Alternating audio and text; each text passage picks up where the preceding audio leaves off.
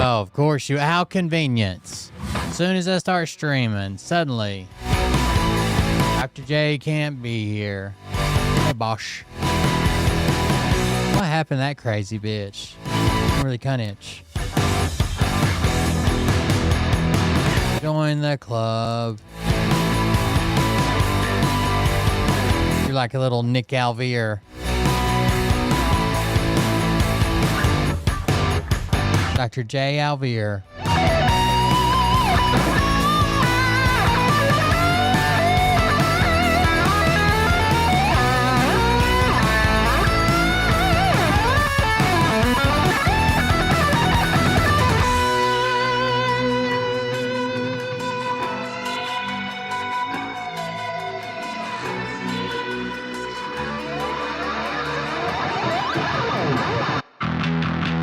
I am the best. Thank you.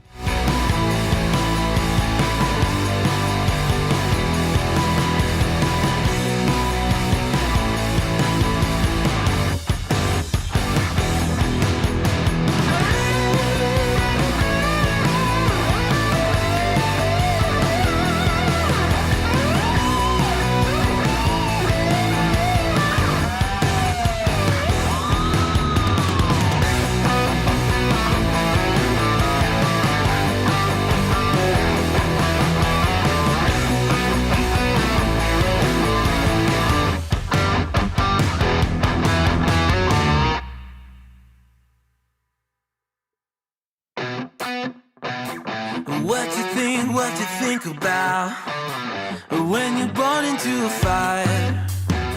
Let them burn it out. Sell them to the richest buyer.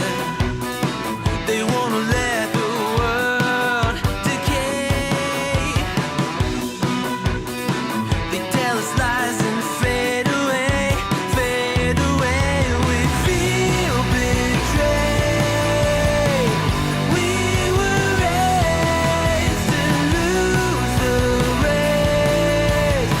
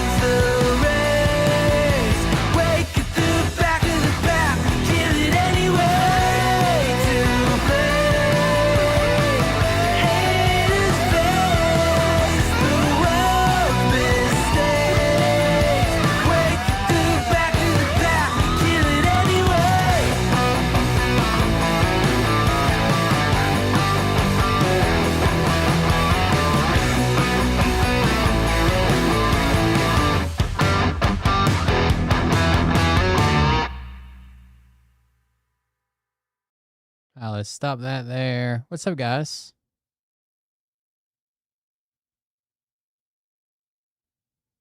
How's it going? Welcome, welcome. Give me a second. I'm working on things here.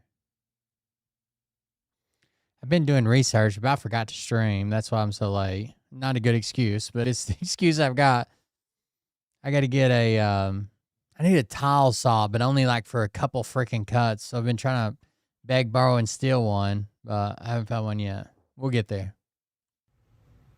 Hey Daddies, it's me, the Linda Binda from TikTok. I wanted lost to make mine in this the video flood. because I wanted to thank you for watching Cold Beer Confessionals with Will Bird.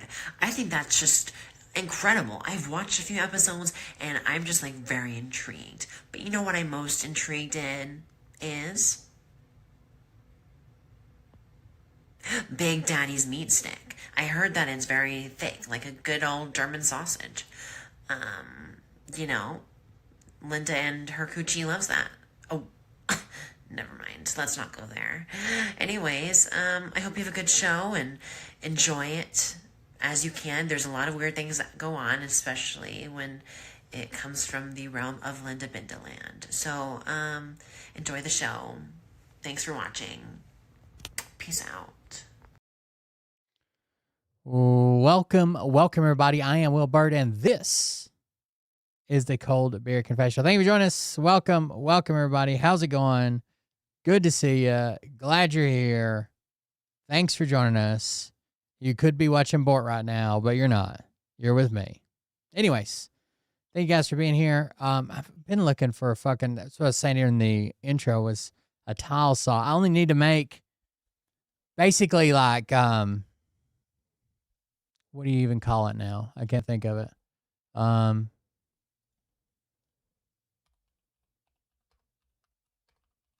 The curb, the shower curb. So basically, I had to put a new curb in the one of the showers. Well, I guess I'll need it for a few more than that. But basically, one of the showers at the campground, I had to put a new curb in. And right now, it's just a foam Schluter curb. And I've got the tile, like the floor tile. It's like probably like a, I don't know, 15-inch by like 8-inch wood look tile. But to make it go over the curb, it's got 3 sides. Basically, it's a box, right? So I need to come up and cut 45-degree miters on those boxes and make it look good to where all the tiles go together, right? And I can go in there and grout it. The problem is cutting this tile is very hard. The finish on the outside always wants to chip. So I've cut it. I've got plenty to try on and waste or whatever. I've cut it a few different ways. The best way I've found to get rid of the chipping is just cut it big. And then I've been taking a diamond stone and like sanding it, trying to sand it back to the line, but hasn't worked so far. And then I was just thinking about the other bathroom probably needs a few pieces that are going to have to be cut or something. Maybe a total of 1, 2, 3, 4, 5, 6. In between 10 and 20 cuts, and that's it.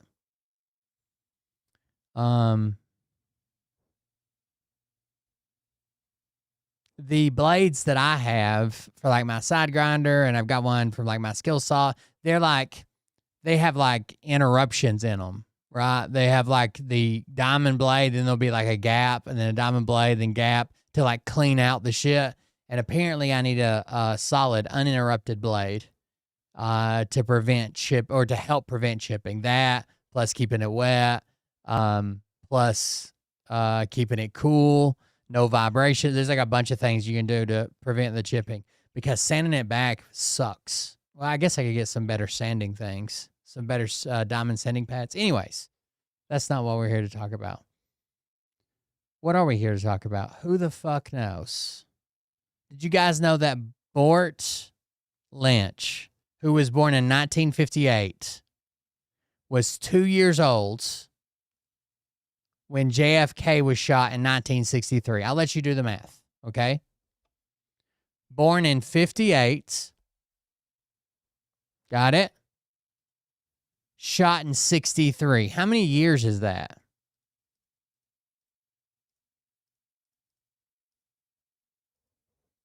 Anybody know? Born in 1958, shot in 63. Bort claims he was 2 years old.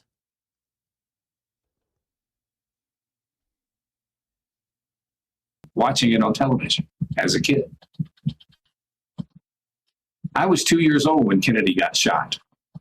I actually remember the funeral, watching it on television as a kid. The math's working out, I think. I'm pretty sure that's how it works. 63 minus 58 is 2. Right? I regret that I was involved in trying to help Marjorie Taylor Greene get elected. What? I allowed her to use race up for glory. You're hearing it from Discord first, folks.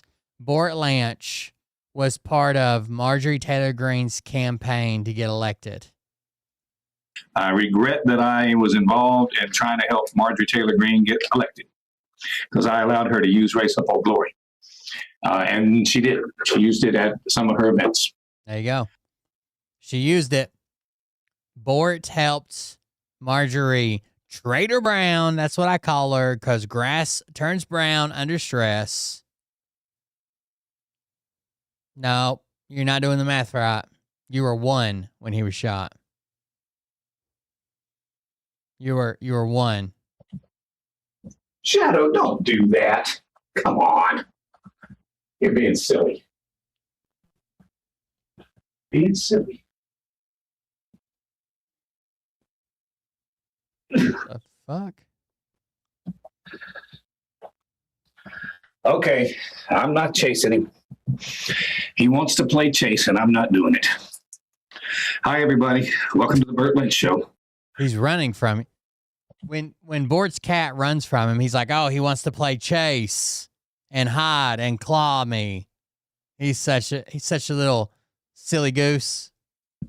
Folks, I got to remind everybody that today is the day that I have to pay the rent. I have to go down to the front desk before 9 o'clock tonight and secure more nights. How many more nights am I going to be able to secure? I don't know. I'm asking you to help me do that. I have no place else to go. Here's a serious question. I'm not making a joke or anything. Wasn't it just like 2 or 3 weeks ago, before he took that big long break, that he said in the next week he would be getting his Social Security and he wouldn't have to do this anymore? He'd be set. Now, allegedly, he got his Social Security, according to him, and he's still begging just as hard, if not harder. How many more nights am I going to be able to secure? I don't know. I'm asking you to help me do that.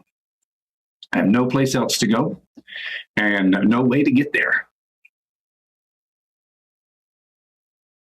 Nowhere to go and no way to get there.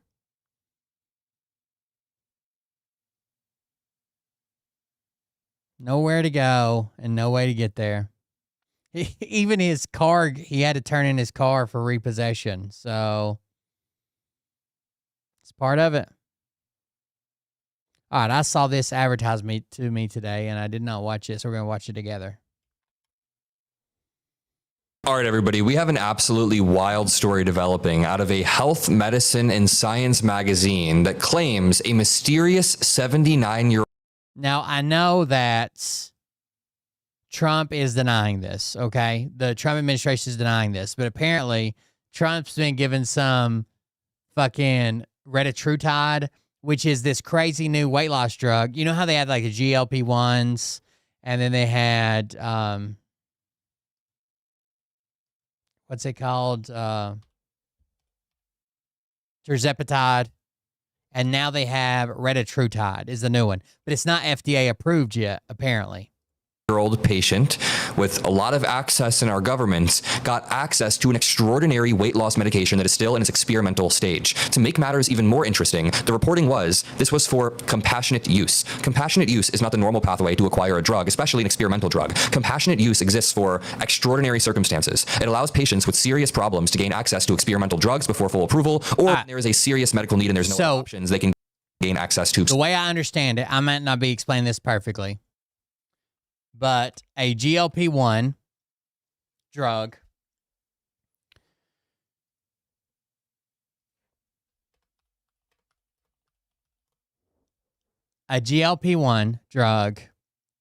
It helps regulate blood sugar and appetite, but it goes against one receptor. It goes to like one receptor that basically tells you you're full all the time. Okay? Tirzepatide does two different receptors. Two different types of receptors. One for appetite suppression and one for something else. It doesn't matter. The retatrutide does three.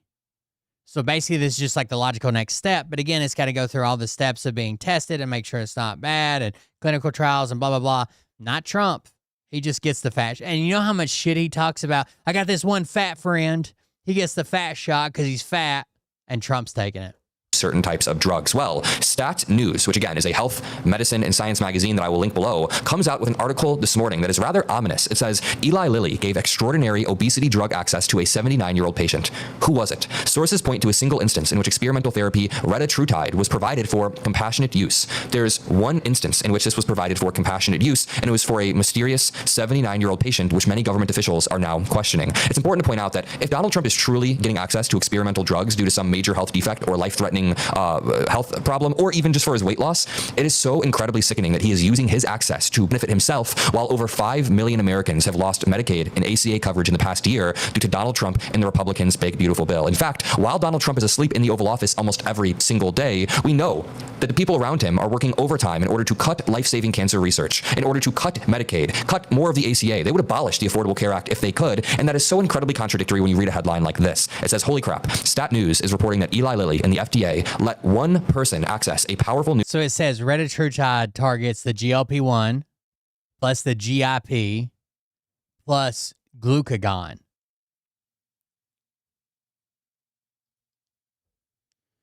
The tirzepatide, which would be like Zepbound or Mounjaro, is a dual agonist. It does GLP-1 and GIP. The retatrutide, which is not approved yet, does both those, GLP-1 and GIP, plus glucagon, whatever the fuck glucagon is. The easiest way to think about it is the first one that came out did one, the second one does two things, and this new one does three things. New weight loss drug through FDA's compassionate use program, which is reserved for people with serious and immediate... You like it, Integrity? That one person is currently believed to be... Mariah was talking about it the other day. You can order the shit off the internet, but... Trump. This was Trump yesterday in the Oval Office, taking a long blink, as they say. Take a long blink. He's praying this guy will shut the fuck up. This is how our president is blinking, then we've got bigger problems, because he is asleep throughout half of these meetings that he holds. Take a look. In the Perinatal Improvement Collaborative hospitals, we have reduced maternal mortality by 41.5%, which... Oh, Bort says, look, he works hard, he naps hard, guys. Who cares if he catches a cat nap? He's up all night on Truth Social, working for us. is truly incredible. And this is compared with a 5.9% decline in benchmark hospitals over the same period of time. People, they are selling oil in the market at market rates. The money's going to The other wealthy nations have been getting a free ride for American innovation. This dude is just always sleeping in the Oval Office. He's even drooping in this one. His face is drooping. It's a free ride. And now President Trump is putting policies in place to force these nations to pay their of a job. Bro, he's economy. He's totally slumped over. They tried saying he was praying, but then it was like, well, he's praying a little much. Even the Christian nationalists are like, who prays every 3 minutes, every time they're not talking, right? So now he blinks really long. That's how he thinks.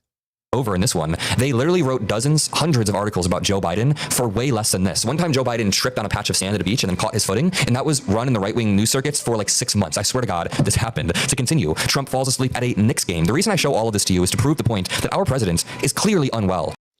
It's honestly amazing. It has other off-label uses that are really exciting. I know people who are microdosing to help you get, oh shit, that's cool. I know you can buy it online. There's people that are like the peptide people are already taking it. They seem to have really good results. Cognitively, mentally, physically, all of the above, our president is unwell. You can see it in his flip-flopping on almost every position he's held. You can see it in his deranged True Social posts. You can see it from the very simple fact that he stays up till 2 a.m. I'm going to get a Elvis wig and get ready for the board off or the Bort to Bort face match, whatever it is. Sometimes 4 a.m., sending out absurd schizophrenic conspiracy theories, and then he's asleep by noon the next day in the Oval Office. We have some serious problems with our president, but I would rather him go, like, even if they told me, like, hey, the president goes to bed at, like, fucking 8 p.m., but he was awake all day when he was in his meetings. I would much prefer that. Like, what the fuck are we talking about when people like Bort are making excuses saying, well, he only sleeps 2 hours a night. He's up all day fucking on Truth Social, fighting for us and blah, blah, blah. Who cares if he takes a little cat nap while other people are talking? Wouldn't you just rather him fucking go to sleep all fucking night, and be awake? Isn't that a better alternative? That is only the surface of it. Let's read this article from Stat News. It says millions of Americans with That's awesome, are eagerly Jintegrity. awaiting a powerful new drug from Eli Lilly called retatrutide. I saw there's one that helps you tan. I was telling Mariah about it and my sister. It's commonly referred to as Retta, which has demonstrated bariatric surgery levels of weight loss. Some aren't even waiting for approval from the Food and Drug Administration, instead racing to acquire it through sketchy means. But Stat has learned that Eli Lilly and the FDA allowed one person to gain access to the drug through the FDA's compassionate use program, a pathway that gives patients with serious while we're on that topic, medical issues access to. There is one called, is it called SR17? That's supposed to be like really amazing. SR17 is what it's called, but it's actually SR17018. It's a research compound that's supposed to be like amazing for getting people off drugs, off of 7-OH, heroin, opiates, pills. Like, it's supposed to be incredible. It's not FDA approved yet, but apparently people are using it. And yes, it can be addictive if you stay on it too long, but people are able to break the habit in a couple of weeks and never touch it again. Experimental treatments. This person was a 79-year-old man at the time the request was made in April. Trump just turned 80, like 1 week ago exactly. But according to 3 sources familiar with the matter, this person was 79 years old at the time of the request in April. Those sources, who requested anonymity due to fear of reprisals, said it drew the interest of top health officials, suggesting the person receiving this drug was well connected. All right, it gets even crazier, but before I keep reading, this reminds me of that time that Donald Trump went around the Oval Office and tried to individually point out who was on Ozempic and who wasn't on Ozempic. Take a look at this clip. Very well. Along with Secretary Robert F. Kennedy Jr., Secretary Howard Lutnick. Do you take any of this stuff, Howard? Not yet. Okay, good. CMS Administrator Mehmet Oz, he doesn't take it. Food and Drug Administrator, Commissioner Marty McCary, and Director of Medicare Chris Plump. And we have Steve. Where's Steve? Is he here? Head of Public Relations for the White House. He's taking it. Wow, way to just call out Stephen Chung while he's not even in the room. This is Stephen Chung for reference, but to continue. And really quickly, as Trump's health continues to decline, it's just not being covered by right-wing media, and that is scary. That's why I want to introduce you all to a very powerful tool for gathering news called Ground News. I'm incredibly proud to be sponsored by Ground News for this video because they help me sift through different sources, find out which ones are credible, which ones are biased, and you can even see what the other side is saying about any given story. My personal favorite feature is the blind spot page, which highlights stories that one side just isn't covering. So for example, when I played that sleeping supercut of Trump falling asleep earlier, I looked it up on Ground News and I realized that 100% of the sources covering this lean left. Now, it's not because left-leaning sources are biased. That's because the right-leaning sources refuse to cover these stories. Where do you buy your peptides from, Jintegrity? That is what Ground News is for. The same thing with the dead. Oh, I just now read you. I'm deep into all of it, and I'm in groups on Telegram, etc. I have a whole fridge full of peptides. I've just been looking for. Mariah goes to a clinic right now. She's been pretty open about that. But the clinic keeps raising their prices. I thought maybe we might switch to just doing it ourselves, but. Bias distribution of the story. 37% of people covering it lean left, 43% in the center, and the right-wingers just aren't covering the fact that there was a dead duckling found in the reflecting pool. These are important stories to keep up to date with, so with Ground News, you can have a deeper understanding of our political landscape. Visit ground.news/am to get 40% off unlimited access to the Vantage subscription, the one that I use. Again, ground.news/am. Click below and back to the video. The person was a 79-year-old man at the time the request was made in April. A senior clinician at the National Institute of Health named Ranganath Munyappa requested the drug to treat the patient for refractory obesity with obstructive sleep apnea and holy shit, Stephanie, that's really good. Mariah took it, but I asked if I could get it, but they said I wasn't a qualified candidate because I have high blood pressure. Pulmonary hypertension, a severe version. But losing weight would help me with my blood pressure. I don't know. I've just been losing weight on my own. It's slow, but it works. Of the disease. Pulmonary hypertension is high blood pressure in the lungs, which can be life-threatening. We know that Donald Trump does have some form of tension, some form of high blood pressure, and likely struggles with these exact things. Stat does not know who the patient is. That's very important to point out. They don't know who it is. We're only piecing things together right now. Stat does not know who the patient is. But given the patient demographics and the unusual nature of the application, Stat asked the White House multiple times whether the patient was President Trump, who turned 80 a week ago, is overweight, and has expressed interest in obesity drugs. White House spokesperson Kush Desai directed Stat's inquiry to the HHS, Health and Human Services. In response to Stat's question about whether Trump has obstructive sleep apnea and pulmonary hypertension, Desai said a White House memo detailing Trump's most recent medical evaluation covers this. So they They didn't answer. They're dodging. They're refusing to directly answer. They're just saying, go look at these memos. The memo makes no mention of obstructive sleep apnea or pulmonary hypertension, but the same memo was basically 17 different doctors' findings, all compressed by Donald Trump's own friendly personal doctor. After the story was published, Desai said on X the application was not for the president. HHS spokesperson Emily Hiller did not address the Reddit question or application or the patient's identity when responding to Stats questions. According to Stats sources, the patient had been previously treated for a year with tirzepatide, an FDA-approved Lilly obesity drug, but experienced only moderate weight loss. I mean, Trump has lost some weight. If you look back at him in 2016 versus 2024, he is noticeably skinnier. Absolutely. Stat doesn't know whether the patient has even started taking the drug. It can take anywhere between a few weeks and a few months for measurable weight loss to occur. Sometimes there's a schedule for taking. Oh, okay. Integrity. That makes sense. Why? If you combine all of the criteria listed here, you know, a 79-year-old at the time who requested it because he had trouble losing the amount of weight he wanted, he had special access to the top of the governments, and I mean, they even mentioned sleep apnea. If you want to talk about sleeping in the Oval Office or not being able to sleep at night and sleeping while sitting up, then that could actually fit. Donald Trump is getting rapidly older, and it's bleeding into his policy positions.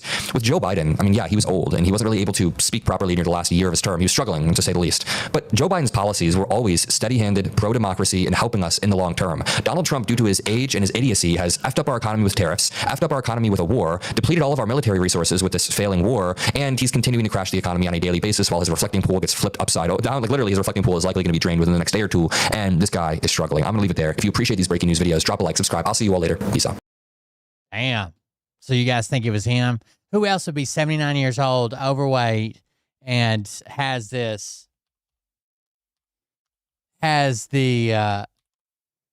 power to just be like, okay, let's get it, blah, blah, blah, whatever. I get it directly from me. It's approximately $450 a month. Local pharmacy, it's approximately, oh, shit. Well, there's a bunch of clinics that pop up.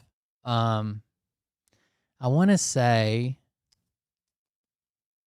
Mariah's is like $280 something a month or something, and she just went up a dose. It used to be cheaper than that, but they're always trying to raise their prices and do this and do that. It's fucking wild. I don't know. I'd like to find a good supplier. And some of the water, I've got syringes and shit where I do the mushroom stuff. It doesn't matter. We can talk about that later. I want to see, is there an update on this? So you haven't had it today at all? I think these people have finally contacted the, I think these people are finally backing off after they destroyed their business. Never, ever, ever, ever, ever shop at Bricks and Minifigs. Shop anywhere else. Never, ever, ever Bricks and Minifigs. You understand? Everybody understand? Mariah's lost a lot of weight. It's really been helpful for her. It seems like a really good thing for that. As long as we don't figure out like 10 years down the road, it's got some kind of horrible side effect or whatever. Everything I've researched, everything I've looked into, my sister has a friend who literally just does, like her job is researching medications and this and how they interact with blah, blah, blah, whatever. And she said that she didn't trust it. She said it sounded like it was too good to be true. And she looked into it and was literally looking for something wrong with it, like something to call out, something to be like, oh, this does this, or it could do that, or potentially this. And beside the listed side effects, she said the more she looks into it, the greater thing she finds out about it. Like it just seems to be getting better and better and better. It's wild. What's up, my man? How's it going? Good, how are you? Good. My name's Officer. Guys, Police. Nice. We covered this before already, right? This YouTuber, they stole these Legos from a guy who was selling it for his dad's collection for medical treatments and wouldn't give them back. They took them on consignment and basically stole them. They're acting shady as fuck. They tried to get the YouTuber arrested multiple times, had him searched, had his house raided. It's just crazy. Stop saying you didn't come to police. Stop that. And it's these little podunk ass cops, and they're all members of the LDS church. And these podunk ass towns, like they pulled these people over for running a stop sign, which they didn't run. It's on camera. And then said that they thought they had heroin in the car and kept them on the side of the road for 3 hours while they tore their car apart to find nothing. No. Since I talked with Reckless Ben about the stolen Lego situation and the ensuing harassment and retaliation that he received from the American Fork Police Department in Utah, a lot has happened. Someone actually hacked into the American Fork Police Department and released all the footage, unredacted, of my interactions with them. You better let him know to not ever come back here any way, shape, or form. I would just like to maybe buy a couple months supply of Retatrutide for now, and then just so I had like some already. That way, if like next month it's harder to find, because that's what I was told. The people who buy them online, they're like, well, sometimes this place will have it and sometimes they're sold out and you can't get it and blah, blah, blah. I would like to be ahead. That way, if I can't find it, at least we got it and I have an extra month to look for it or whatever. Ban or reckless ban come because this is on the internet. How many did you get? You got banned? We got 5 right now. Including Ben Schneider? Yes. Sweet. I got the chance to talk to the other guy with ban. That's literally the people that work at this Bricks and Minifig store, the owners of the store, the owners of the franchise, talking to the cops on their cell phone saying, oh, you got Ben? Good. Awesome. Yeah, get Ben. Charge him with, you got to charge him with something. It's crazy. Oh, there you go. Oh, thank you. 5 6-packs. I appreciate that very much. How thoughtful. Thank you. From Jen and Jason. I appreciate it. And in the videos, Tyler Shaw. We film YouTube videos. Oh, dope. Sweet. Yeah. Who was the one driving the car and the cops falsely accused him of being on drugs. I don't do drugs. I don't do alcohol. I've never done any of that in my life. So it depends. Like you should always, anytime you're doing something for weight loss, you should always move into like an exercise regimen and eating healthier. There are people that like bounce back and start putting weight back on. You still got to make changes, right? It's not going to fix you forever. But it's almost like a cheat. So like the reason that a lot of people can't lose weight is because they don't realize that, yeah, they think, oh, I've just put on an extra 80 pounds or whatever. Yeah, over 20 fucking years. And people want to lose that weight over, 20 days. And it's really fucking hard, right? So this is almost like a cheat code that gives you a reset. Yes, you still need to stay in yes, you still need to stay in shape. Yes, you still need to do that. Or you need to eat healthy. You need to exercise. You need to do your thing. But this is like a cheat code to get it going. You know what I mean? And it's incredibly motivational because people fucking stop doing it all the time because they don't see results. And these people are dropping so much weight so quick. They're so happy about the results. I think it's a good thing overall. But you're going to have to make some lifestyle changes if you plan on coming off of it.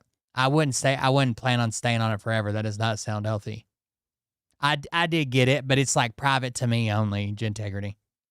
It doesn't pop up on the screen. It was a private message.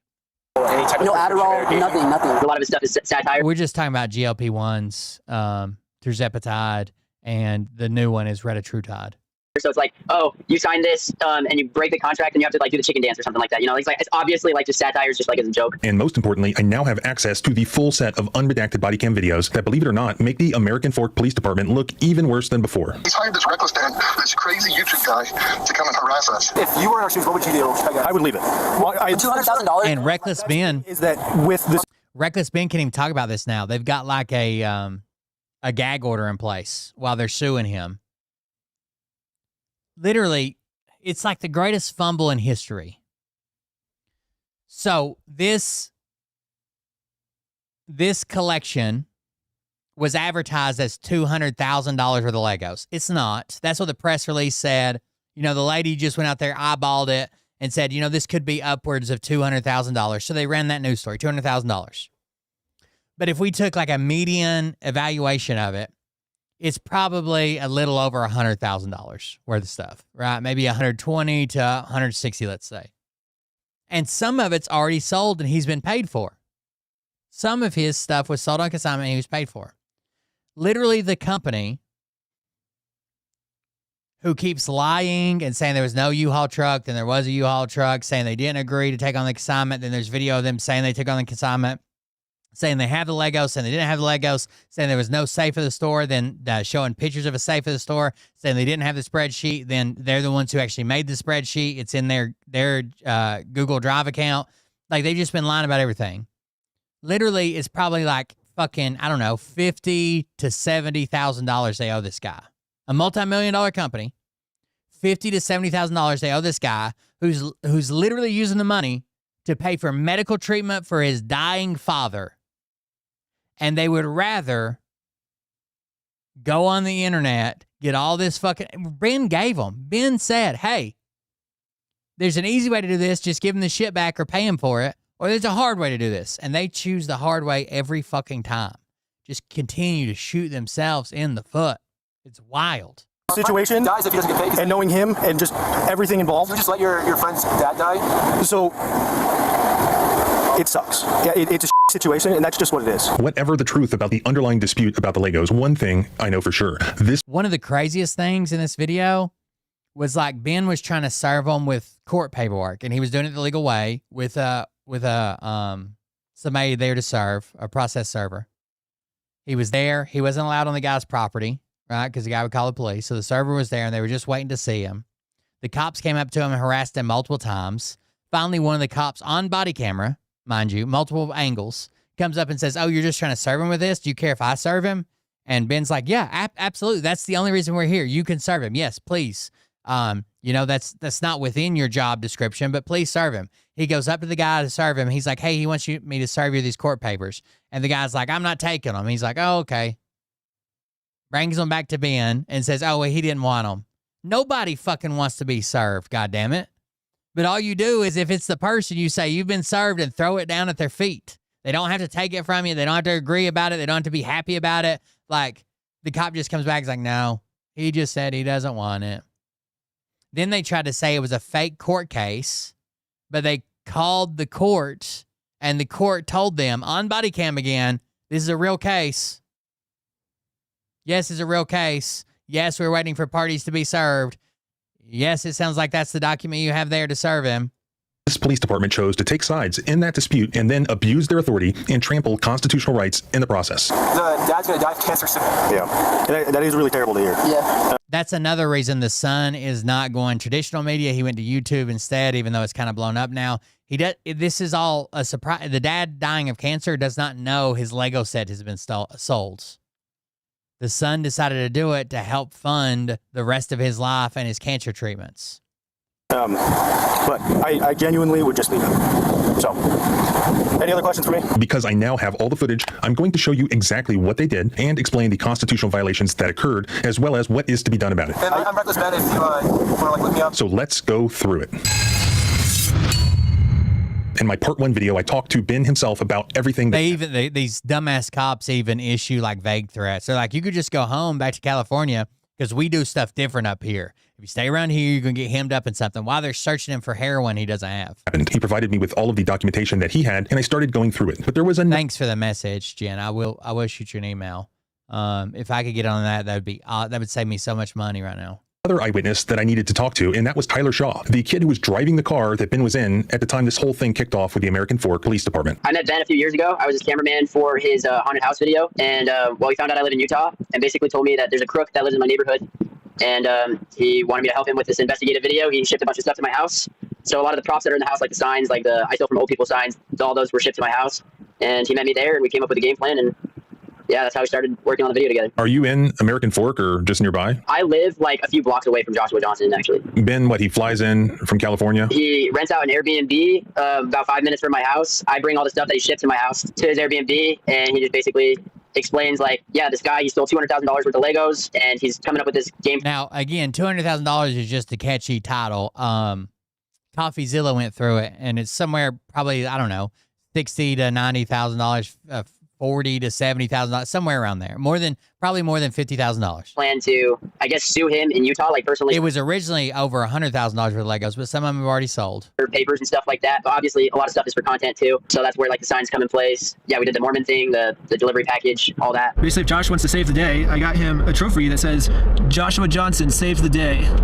And we'll give him this trophy, but he has to give the Legos back first. Basically, all that game planning was done at the Airbnb, like right after he landed in Utah. The first time that you guys came in contact with the American Fork Police Department, that was on March 8th. Is that right? Mm-hmm. Yeah. What had you guys been doing that day prior to you getting pulled over? Earlier that morning, he had me deliver like a package. The UPS package? Yeah, the UPS package with the rubber chickens in it.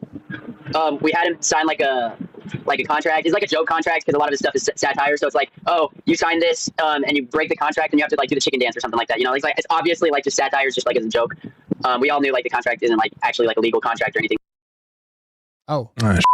So as I'm investigating what actually happened, this whole thing continues to blow up even more on the internet. Everyone's talking about it. Opinions are flying. So as I'm getting ready to interview Tyler, I'm trying to get the actual raw body cam video from any source so that I can break it down properly and accurately. I've got my paralegal preparing a FOIA request to go to Utah, and we're discussing the wording of it. And then Reckless Ben tells me that the American Fork Police Department had apparently just released the footage themselves. He gave me the link, which was a Dropbox link. And so I clicked on it, and there's a bunch of folders. And one of the folders at the bottom says unredacted footage. And so I immediately tell my team about it, and we download all of the footage. And it's a good thing that we did, did because the link just dies like minutes later and it's all gone. So we now have the footage, which is great. And I can now see why they wanted to redact that footage and hide substantial parts of it from the public. But there's a lot of it, and I've been busy going through it, and I've already seen some egregious things that you really need to see. But it's important to go chronologically through it if we want to fully understand what happened. Taking it step by step, comparing different officers' body cams, we can now see exactly how this went down and why it happened the way it did. Everything can be traced back to a kid showing up on Josh Johnson's porch on March 8th, 2026, wearing a fake UPS hat, delivering a package of rubber ducks. An American Fork resident, Joshua Johnson, requested phone contact from the American Fork Police Department. Officer Tonga with the American Fork Police Department, contact Mr. Johnson by phone. Officer Tonga with American Fork Police. Oh, wait, that guy just comes on here and absolutely fucking lies. The guy that does their PR or whatever,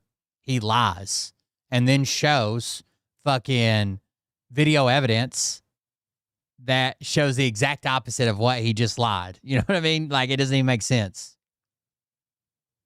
Police Department, is this Joshua? Yeah, this is me. How can I help you today? This guy just says, like, I'm tired of it. If somebody doesn't show up, I'm going to end up shooting and killing this kid. Kid showed up at my door, my partner's door, my business partner. He had like a fake UPS hat on. He obviously didn't work for UPS. And he hands me this package. And he's like, oh yeah, I signed it. I'm looking at it. I'm like, looking at him, and he's got like a paid UPS thing on his hat. I'm like, you work for UPS? He's like, yeah. I'm like, I couldn't figure it out at the time. So then I did a little squiggly line on his phone. And so he delivered. I know it sounds uncomfortable. You can't, like, obviously this is a joke. You can't trick somebody into signing a contract. You know what I mean? Like, this is a joke. It had no real penalties. It wouldn't be a binding contract. This was for content. You know, it doesn't sound significant, but it's also not illegal, right? We own a store, or we owned a store in Oregon. And long story short, the lady we got it from. Also, they shut down the fucking store to keep from dealing with this. Like the franchise that did all this, after they took it over, accused the lady of being on drugs and stealing from them, the original franchise owner. They come in, took this franchise over, and then Ben had them they would rather shut the door down than just pay this guy. It's insane. Piss this guy off. You don't want to pay the whole story. But he wants us to pay for her contract, which I never signed a contract with yet. So he's got a YouTube guy coming after us. His name's Rick. Multiple times, this guy basically admitted, like, hey, take us to court, right? You'll spend, $500,000 trying to recover $200,000 or whatever you claim, $60,000, whatever you claim we owe you. Take us to court. We're not doing it. I didn't sign a contract. You can't make me. Blah, blah, blah. And so this kid was likely a follower of Reckless Ben. And he also did other things like promise them if you just go do this, if you just do this, if you do this, then I'll give you back all the Legos. And Ben would do those things, and then of course he wouldn't. Trying to see where we live. I just want to document that they delivered a fake package to our address. So if they ever come back, I don't know why. It needs to be documented. Oh yeah, definitely. It's definitely. I'm not going to be nice. We have video. I don't have video, but my partner has video of the kid pretending to be a UPS delivery driver. Okay, is it the same male? Yeah, they look the exact same. Yeah. Okay, gotcha. And would you be able to get that footage? Yeah, he's dealing with church and stuff. So as soon as he can, he'll get that to me. If you give me your email, I'll email it over. I sure can. The package was later determined to contain rubber ducks. I now know that the package was later determined to contain rubber ducks. Why would his partner have a Ring doorbell footage from that guy's house? Why would person B have the Ring doorbell footage of person A signing for something at person A's house? That's weird. This was actually Ben's friend, Tyler. I know because he told me when I talked to him. Oh, can you hear me? Yeah, I hear you. Can you hear me? Okay, sick. Yeah, I can. The guy who shows up with the fake UPS hat on, delivers the rubber ducks, that was you? Yeah, it was, yeah. And so you actually had a conversation with Josh Johnson?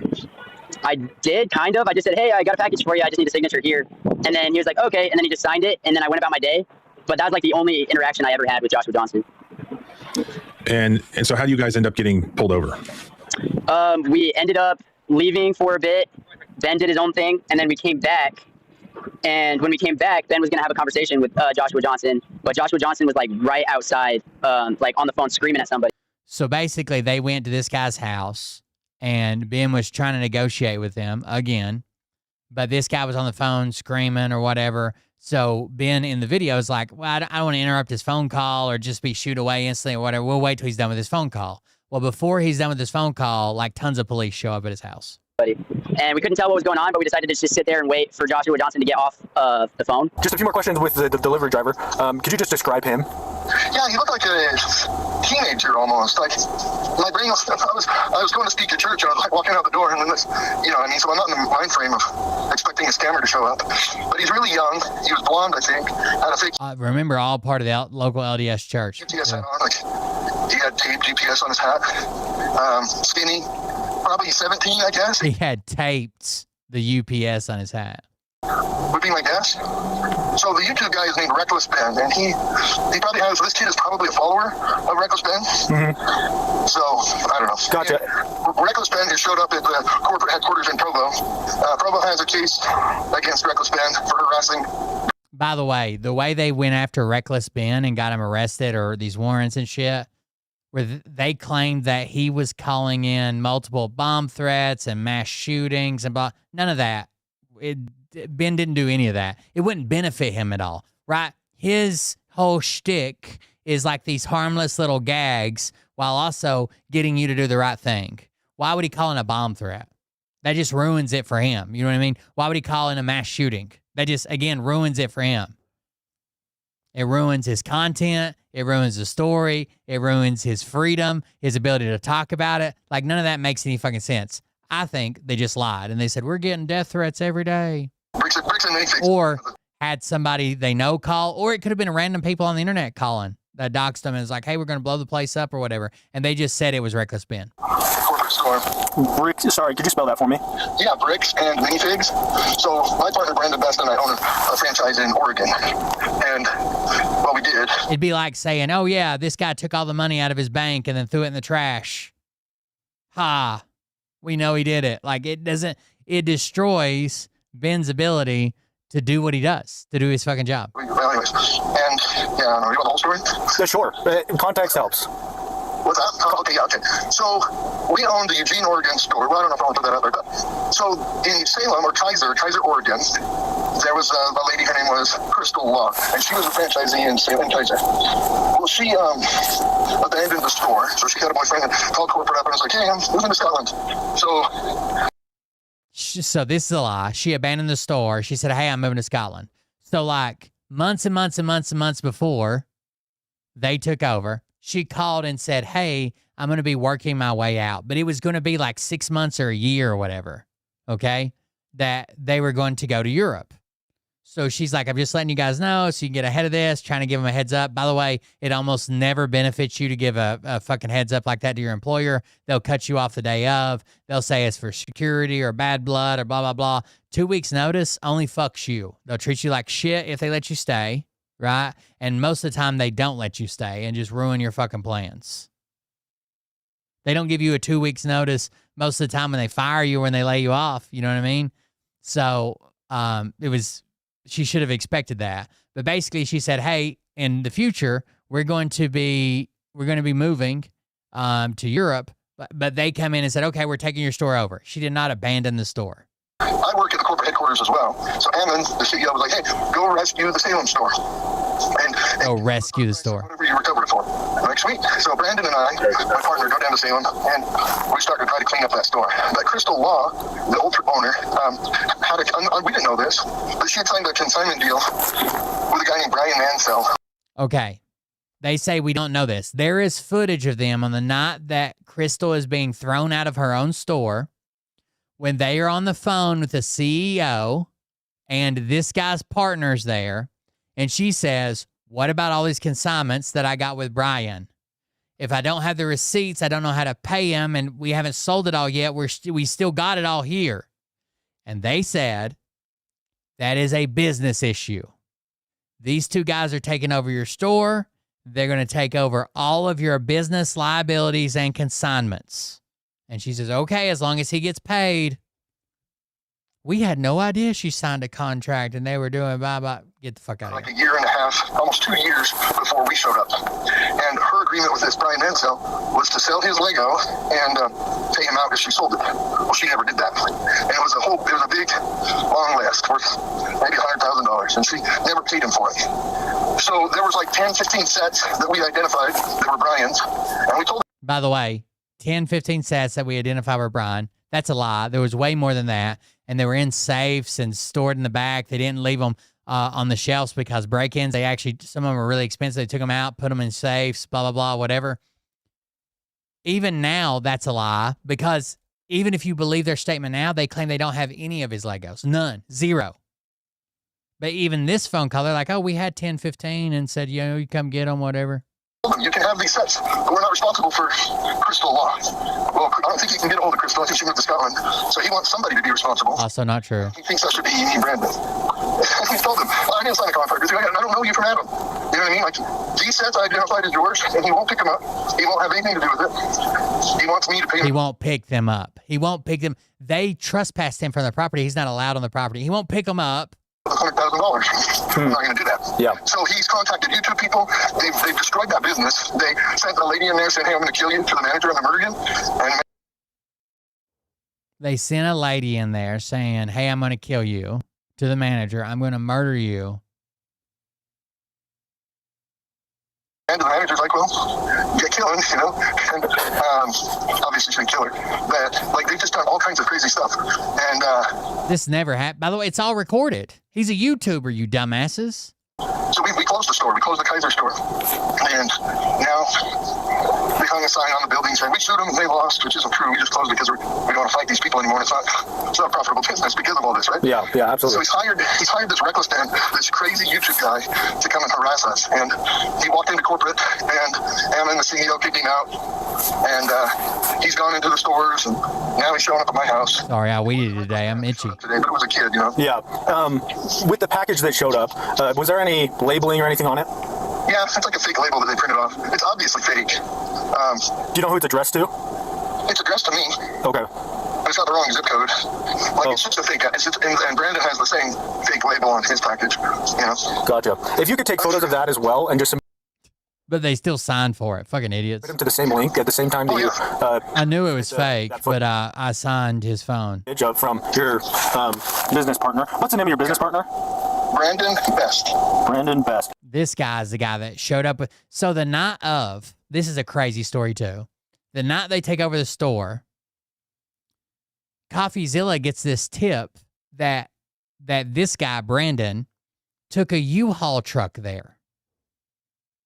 Why would he take a U-Haul truck there if they're just taking over the store and they're going to sell the stuff there? Right? Why do you need a U-Haul? That seems like it's for moving. So CoffeeZilla brings this up to the CEO. He denies it. He brings it up to Brandon. He denies it. He brings it up to Josh. He denies it. The CEO's name's Eamon. Brings it up to all these people. They all deny it. Nope, no U-Haul truck. What they're thinking about is months and months and months before this, Brandon had a U-Haul truck for something else. They're just getting confused. So CoffeeZilla starts going through all the security cam footage from the store. And literally in one of the frames out the window, you can see the goddamn U-Haul truck. So he's like, hey, wait, you guys said there was no U-Haul truck. Here's the U-Haul truck. That night on video, the night you were kicking her out, we have employees saying that the U-Haul truck took all the, Star Wars shit, took it to a different store and sold it. What's the deal? And then the news story they come up with is, oh, yeah, we just figured that out. Brandon was supposed to fly. By the way, they said Brandon, they know exactly the car that Brandon showed up in the night. It wasn't a U-Haul truck. It was a rental car, and they had a description of the rental car. Okay, that was the original lie. Then they bust him, right? Oh, yeah, what happened is Brandon was supposed to fly up there and get a rental car like we said we had the tag number and the description of the rental car that we made up. But he decided not to fly. What he had to do was he was supposed to take his camper somewhere and set it up for sale and then drive back to the store. But he decided the truck that he always pulls his camper with, for some reason, on this night, wasn't up to the task of pulling his camper that he always pulls with this truck. So he was trying to find an alternative to pull his camper, so he rented a U-Haul box truck, pulled his camper to somewhere like an hour and a half away, dropped his camper there, and then drove the U-Haul truck onto the store because why not? What? It went from there's no U-Haul truck, there never has been a U-Haul truck, it was this red key up something, something, rental car, tag number, blah, blah, blah. We have all the evidence to, oh, yeah, it was there, and it was really weird. He suddenly decided that his truck that he pulls his camper with is no longer capable of pulling his camper, so he had to rent a U-Haul truck to pull it. Why was he moving his camper? Oh, he had to move it to a different spot because it was potentially for sale and or not for sale. Why is the camper not in the picture? Oh, he dropped it off before he went there. What the fuck? Common spelling? Yeah. Okay. Gotcha. And That's weird, Jake. Josh Johnson, Brandon Best. That's all right. We were mission companions. Oh, really? Oh, that's cool. Yeah. Josh mentions church several times, including We are mission companions. LDS. his partner was currently at church, and that he was actually on his way to speak at church at the time that this happened, which caused him to be off guard. And he seems to be making sure that this officer was well aware of the fact that both he and his business partner are Mormons. Did you open the parcel at all? Yeah, I opened. It's like rubber chickens. I don't know if we want to fingerprint this box. I don't know what you do. I don't know. Yeah, fingerprint. Something like this. Get the crew out there. Fingerprinting the state lab and just the investigation side of the house. They don't touch it unless it's an aggravated felony where somebody gets hurt or stuff like that. All right, figure. I mean, I didn't know. But no, absolutely. It's one of those things where it's always good to ask because. Well, I don't know. I don't like these guys are crazy. Like their YouTube things, they just do crazy stuff. So I wouldn't ask them to put something in the box, you know? Yeah, absolutely. I leave it outside. I just kicked it outside. If you could also just They did put something in the box. They put ducks. document the rubber chickens. Rubber chickens, whatever. Yeah, sure. And then again, just submit it to that link. And then I have a case number for whenever you're ready. Oh, you'll email me, and then we'll put up all the stuff in there. Perfect. And then if they come back, I'm not going to promise I'm going to be a good boy. I would try to just keep it. I would call us if they continue to, because we were able to take more action, and then obviously we're able to trespass any individuals that you make contact with. So if they come back, we can charge them for criminal trespass and stuff like that. So what about taking a UPS driver? Is that illegal? I would have to look into the code. That obviously impersonating a law enforcement officer is illegal, and I imagine there's something similar for postal workers, but I'm not entirely sure. So I would have to dive into the Utah code to. Well, he didn't impersonate a postal worker. UPS is not a postal worker. And make sure that there is a crime there. I think. By the way, Ben several times looked up statutes of crimes that they had broken, and the cops are like, "Yeah, whatever, just get out of here, California boy." Be the victim there. Yeah. So stupid. He's coming over to my house. I don't trust anybody coming over to my house. Yeah, you're hyper vigilant at the moment, which is fair, completely fair. Actually, yeah. So yeah, if anybody else comes over and it's suspicious, go ahead and give us a call and we'll come over. I'm pretty sure these guys are suspicious. They're just taking my property out. I don't know if you want to come document them, but yeah, I'll come drive by and just kind of be in the area for a little bit. I'll head that way. I'll be there probably in the next 5 to 10 minutes. What if they're gone by then? If you can get a plate, damn, do that. Well, you want him to fucking teleport? I'm really pissed. Like I don't know if I can trust myself to walk over there. Okay. Yeah, if even going inside your house, being away, I'll try to get there as quickly as I can. Yeah, see if you can hurry over here. I'll talk to these girls and see how long I can keep them. All right. By the way, he doesn't call. I don't know if you've noticed any of this. This is not a normal call, right? This isn't dispatch. This is a 911 call. He called this guy on his cell phone. And he's directing the cop on the decisions to make and what to do. But I suspect it's part of the same. Okay. I'm pretty angry. No, I completely get that. I'll be there shortly. I just, this is my family. Yeah. And I don't want to be on YouTube. So. By the way, they ended up letting this guy and the Brandon Best guy go. Eamon's still the CEO, and apparently he's apologized. We'll look for the update in just a second. I just wanted you to see how crazy this shit was. Thank you. Also, here's something. The American Fork Police Department, which is like a little podunk-ass police department, like I was saying, redacted a bunch of the body cam footage. Ben called them and was like, hey, you guys redacted a bunch of this. They're like, we redacted it in compliance with state law, only to protect the victims, blah, blah, blah, blah, blah, blah, blah, blah. Stupid shit, right? Or personal identified information of victims, blah, blah, blah, whatever. Well, Ben found a clip like where there's like 3 cops standing around, and they redacted 2 of the microphones, but they didn't redact one of them. And it was literally not to protect anybody.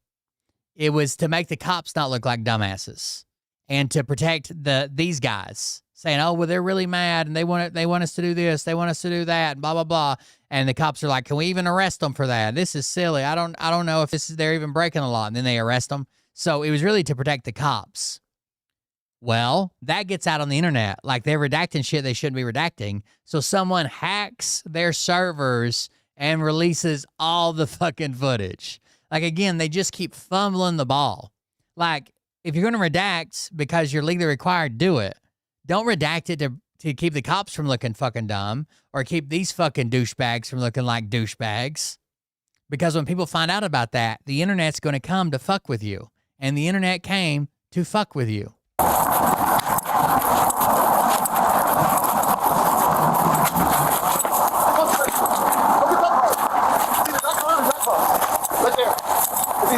He's turning left right there. Hyundai, that's right Is there. that Mexican kid or that car?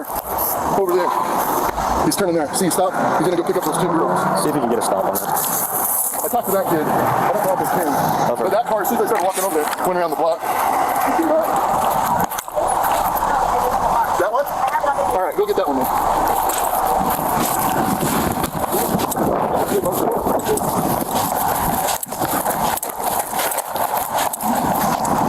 Hard because he's just saying that they were recording, so there's nothing criminal that they were doing.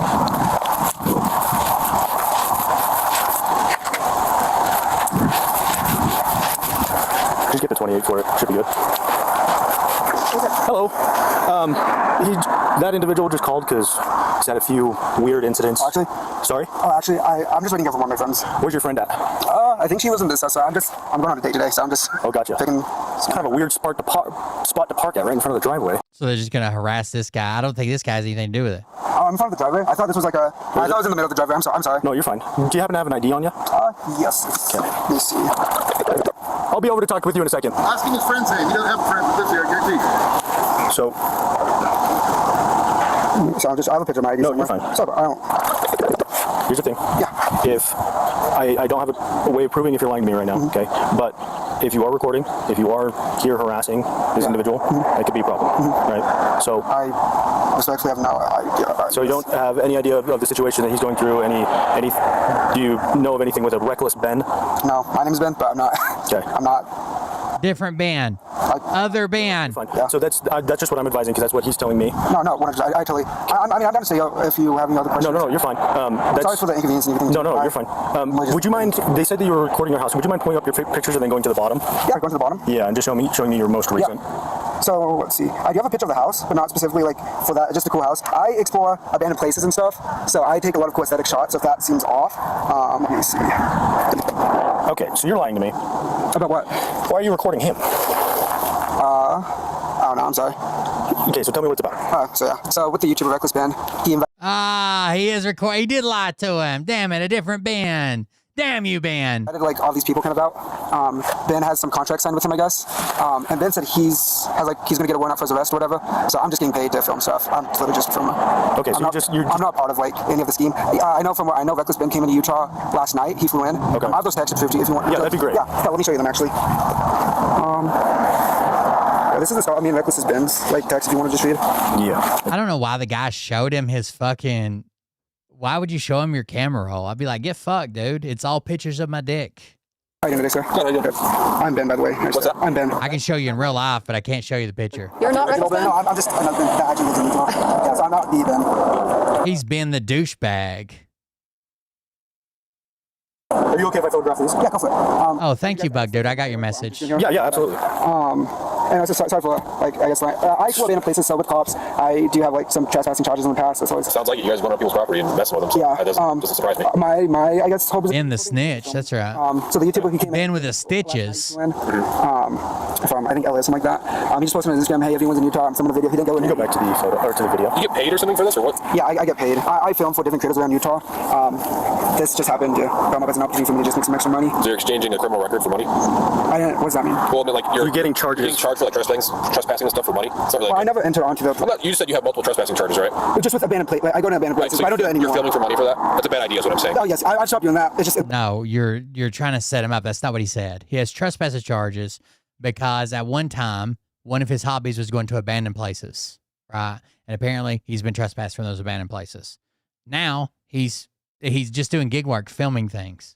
That used to be my past. Yeah. Can you send this? You can film anything you can fucking see in public. So get fucked. That video.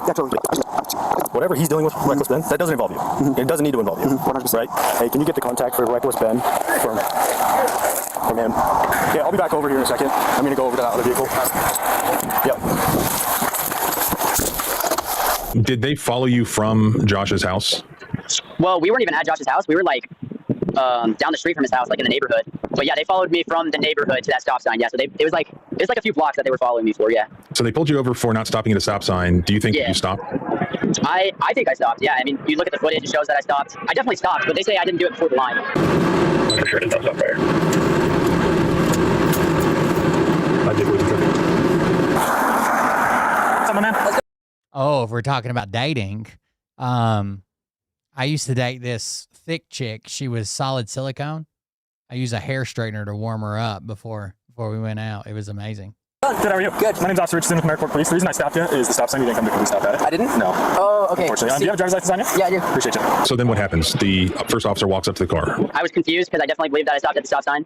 Those boxing gloves? Yeah, so we got like a purge mask. We got a bunch of camera equipment. So they filmed it. The cops filmed it. The patrol car filmed it. Everybody, they stopped at the stop sign. They didn't stop for like 5 seconds, but like the car comes to a complete stop. You can see the weight shift, and they pull out again. And then they pulled them over for running the stop sign, the California stop, or whatever you want to call it. We filmed YouTube videos. Oh, dope, sweet. Yeah. Oh, you don't need my registration, do you? No. If you have insurance, yeah. And then just a driver's license. Yeah, oh, sorry. He's got one in the car. My insurance is on my phone. Is it cool if I Yeah, that's fine. Yeah. I was giving you I'm so sorry that I didn't. Oh, you're good. You're good. Yeah, you're 1084. 1084 if you do that. I'm just getting verbal warning. Okay, cool. Or anything. I appreciate you. At that point, the alleged stop sign violation, even if legitimate, can no longer support the further detention of Kyler and Ben. When the officer said that he's giving Tyler a warning, at that point, the traffic stop is over, and they should have been free to leave. Any additional or prolonged detention must be supported by additional reasonable suspicion of some other crime or violation. Just because Officer Tonga wants to speak with Kyler or Ben... Just because Officer Tonga wants to speak with Kyler or Ben does not just Officer Tonga wants to speak with Kyler or Ben. Oh, the puppy. Just because Officer Tonga wants to speak with Tyler or Ben does not justify detaining Tyler or Ben. Officer Tonga said you're involved in some other incident that he's got to talk to you about. Interesting. No. Sorry, what? Is that Purple Canyon? No. We don't know what it's about. Yeah, we don't know what it's about. He just said, Is it okay if I film for like just my... Yeah, we're filming too. Okay, yeah, you can film all you want. Wait, what's the other incident? We have no idea.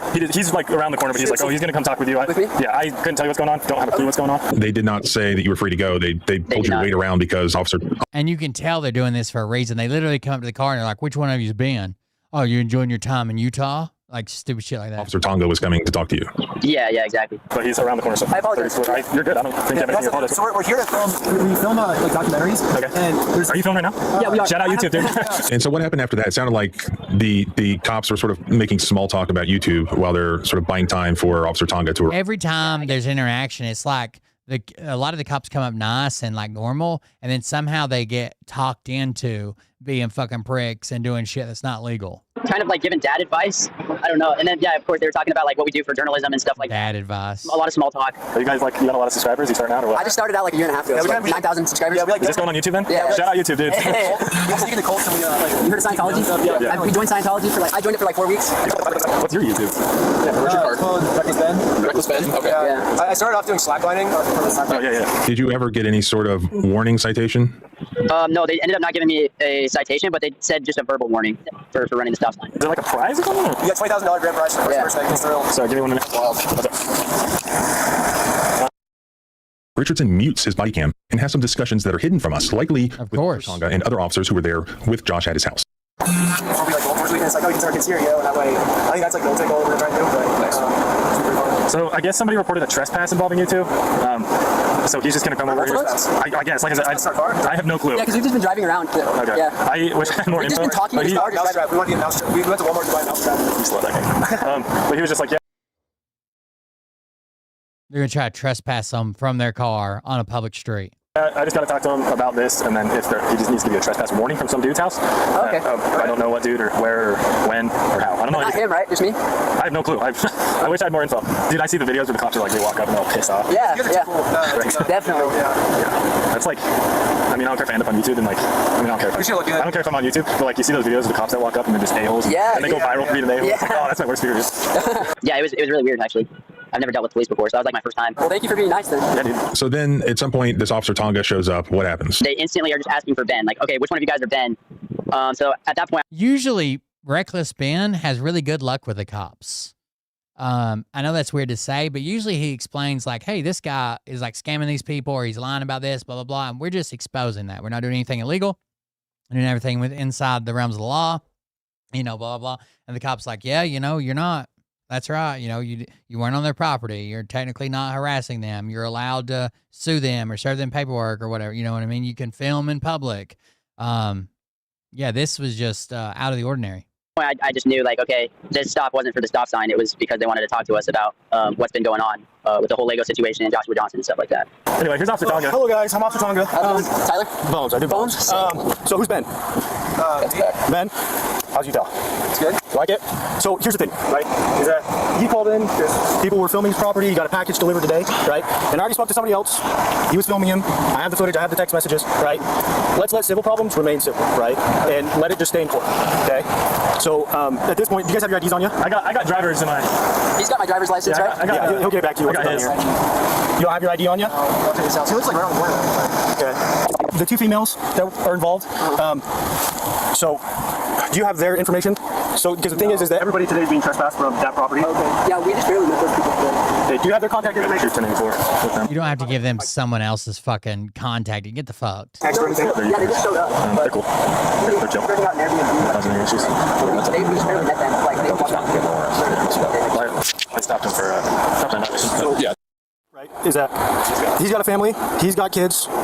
We don't need to be involving people's families in civil matters with businesses and stuff like that. Because at the end of the day, money's just money, and we don't want somebody getting hurt. We don't want you guys getting hurt. We don't want him getting hurt. We don't want something turning stupid, right? So is this just in relation to, obviously you guys said you do like journals and stuff. Is it just the same type of deal? Yeah, it is. Okay. Yeah. So that guy, he stole $100,000 from this guy, and we won in court. So we're just here to collect the money, I guess. So that it doesn't work like that, right? It doesn't work that. So it's all in court. Yeah, but he didn't show up to court. It's a state. It's in Oregon. So that would come to us, and then it would go through like law enforcement and all those avenues, and it would go through civil claims court. So like we went to civil claims, we won. And so I understand that. So again, usually how that usually works is they won in civil claims court, and then these guys wouldn't even show up. you guys are not going to be the ones to collect it, right? You're not going to go to his house and collect it. It'll be done through the courts somehow. So if he did that, you guys need to work all that out through the courts. Going and trying to press somebody for money, that doesn't turn out well. Well, we weren't going to press him. We were just going to ask him, like, hey, like, why how should we figure this out? Also, he has a warrant out for his arrest in 2 weeks, and so if we don't collect the money next 2 weeks, he's going to get arrested. I think it's like 20 years in jail or something because he stole a bunch of money. It's like $200,000. This is all from Oregon, right? From Oregon, yeah. The person we stole from is dying of cancer. Is it an extraditable warrant? So he's going to die. Like, our good friend's going to die if we don't get the money. So, you want to just walk me through, like, just walk me through your guys' plan? Because coming here to try to collect $100,000, $200,000, it sounds crazy. Well, it's a $100,000 lawsuit that we won. Yeah, no worries. Yeah, I get that. I'm just trying to get an idea. So he runs a Lego store, and this old man spent his entire life collecting the world's largest Star Wars Lego collection set. He spent his whole life doing it, and he said he teamed up with the Lego store and said, hey, can you guys help me sell my Legos? And that guy was the owner of the store. He said, yeah, for sure. He took all the Legos and didn't pay him anything. And now the man's dying of cancer. You know, that's why he's trying to sell the Legos. He's trying to pay for his cancer treatment and like chemo and stuff. Money, I guess. Now they have no money to pay for cancer and stuff. So like, okay, we'll take him to court. We won, and he shut down his Lego store to avoid paying us. We're like, well, I guess we'll just go to his house and just politely ask. Like, the plan. That's what the game plan was. I was literally gonna be like, hey, I think it's kind of a stupid move. Starting off, paying us. You say politely, but starting off by dropping off a box with rubber ducks in it. That doesn't go over well. We didn't do that. Yeah, we didn't. That wasn't me, but okay. Well, it probably stemmed from. You said you run a YouTube, right? Yeah. With a lot of followers. We haven't posted anything about this though. Okay. Yeah. I don't know. Yeah. So my plan was just to walk out, just playing like, hey, we won in court. I know you're trying to avoid paying us because you shut down the store. Like, I was just at the store I think like 3 days ago, and we looked and we saw the Legos at the store. Like, can you just open up the store for us so we can just get the Legos back so we can pay for his chemo? That was our plan. Good. Like, we already won in court. Ass nicely. 2 weeks. Like, if you oh no. Get arrested, like I don't want you to get arrested. You don't want to get arrested. I definitely want you to get arrested because if you're arrested, you can't pay the family back, and then he dies. So it's like. But at the end of the day, you can't force anybody to do anything. Yeah, we're gonna force him. We're gonna politely ask him. No, I know, but I'm just saying, like, showing up here, even if he's not showing up to court and everything like that, highly likely he's probably not gonna be willing to play ball. So, is it illegal to show up and ask someone to pay what you won in court? Be very careful. You guys obviously aren't being in trouble today. You're not getting charged or anything like that. It's all civil, right? Again, they said they're only going to write them a warning for the stop sign. Now they're saying they're not being charged. There's nothing going on, blah, blah. Again, this stop has been over several times. But you gotta be careful. Right, so again, that needs to be handled through the courts, right? If there's a warrant, there's a warrant. Call us, we'll do whatever we need to do in the warrant. It's extraditable and stuff like that. Yeah, well, we just like wanted to like, so hold on, so be doing him a favor by. Yeah, so again, right, I understand what we're doing. I understand what views. You guys have been super cool with us. I'm not trying to be a dick. I don't think you guys are being 100% truthful with what's going on, but we're not gonna push it because it is what it is. And again, you guys are doing whatever you're doing. I would just be careful. And then like he said, you're trespassing from that house, pay the property. You can film from the sidewalk wherever it's public, right? But can't go on that property. If you do, you'll be charged, okay? Okay, yeah, for sure. But if you want to look us up, you look up reckless. Yeah, I'm sure we will, right? Yeah. I'm not criticizing your character or anything like that. I'm going off of what information we have from both you and whoever the student is. What did he say? I didn't talk to him. So he just outlined basically the exact same situation, that there's a current lawsuit and that The lawsuit's over. Well, regardless, he outlined the lawsuit and everything like that, and so that's what we were investigating is trespass, is because he was alluding to that maybe the females may have walked onto his property, and you guys don't sidewalk as far as we could see. Right, and so that was the thing, is that I was just trying to make contact with everybody and just notify everybody of trespass, and then have you guys on your way. We were just hoping we could reach an agreement where he pays the family, and that way he doesn't have to do it, because like, hey, we'll call the and that's respectable. that was genuinely our plan. Yeah, but like I said, if they're not willing to show up to court, they're more than likely not willing to play ball with whoever is on the opposite end of that lawsuit. But I think before it was just, oh, you have to pay this money. Now it's like he's gonna go to jail for 20 years, so it's like I think that might be more incentive for him to work. I don't know. Yeah. So we're hoping at least. I'm just trying to tell you what no, absolutely. I'm getting your side of the story, and so that's just where we're at today. Do you guys have any questions for me? Okay, so no going on his property. Right. I guess I could call, but he doesn't answer my calls anymore. So if you were in our shoes, what would you do? I would leave it. $200,000. So that's the thing, is that with the situation dies if he doesn't get paid, and knowing him and just everything involved, you just let your friend's dad die. So it sucks. Yeah, it's a situation, and that's just what it is. And leaving it up to the courts. I would just leave it. And just what's up, Winkler? In the courtroom, leave it up to them. Yeah, and they said we won. And again, these things take time. And the dad's gonna die of cancer soon. Yeah, that is really terrible to hear. Yeah. But I genuinely would just leave it. So, any other questions for me? You can't do anything to help then, as far as this goes? It's all civil. Okay. So it's all civil. All has to be handled. We're all buying peptides. Give money. That's not my job. I'm all criminal end. Hey, here's something, Jen. Have you ever heard of SR17 and people using it to come off opiates and 7-OH and shit?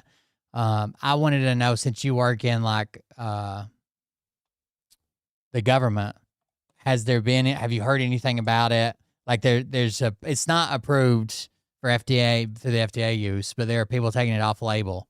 It's called SR17. Property theft of over 100,000 is a criminal offense. It all happened in Oregon. It all happened in Oregon. They're going to arrest him soon for that. That doesn't get us paid back the money. It's like, which is going to happen, but we're going to deal with all this stuff. Yeah. So you guys are free to go. Okay. Appreciate you guys being cool and cooperative. Yeah, for sure. They're not free to go. Just wait. And I'm Reckless Ben if you want to look me up and contact me somehow. I got your contact information from the other individual. You got my ID information and stuff? ID information, so, okay. Sweet. Have a good one, guys. Are we good? Yeah. He basically told Ben that he needs to stop harassing Joshua Johnson. He said, let civil problems remain civil. Ben's like, he's like, we already tried to go the civil way. How do we go about this? Can you hear me? I hear you. I can't see you. You're like a chipmunk again. Should I log out? Yeah, log out and log back in. Unfortunately, not long after my conversation with Tyler began, his connection went bad, and after several failed attempts, we finally took our conversation to FaceTime, where we went over all of the incidents in detail.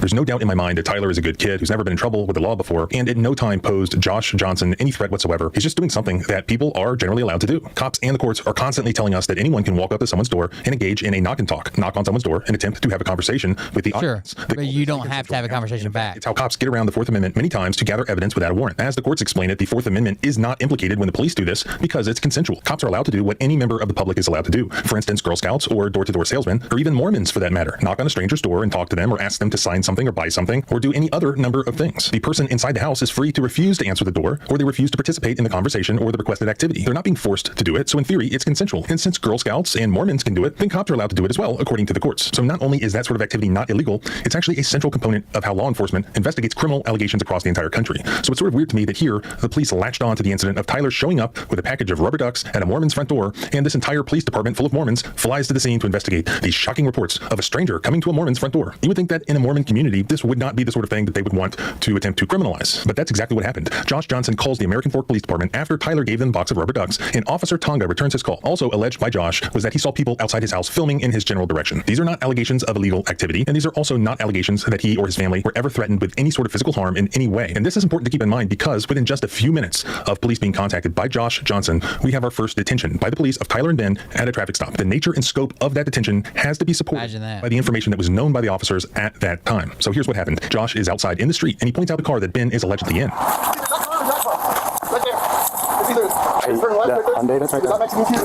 Then we see a nearby police cruiser then speed off to go pull over Ben's car. That obviously must be Officer Richardson. Officer Tonga. Then see if you can get a stop on at their direction. They pulled him over. Richardson speeds towards where Ben's car is driving. See if you can get a stop on it. We then see on Officer Richardson's dash cam watch. Car stopping at a stop sign. Stop. Go. Light him up.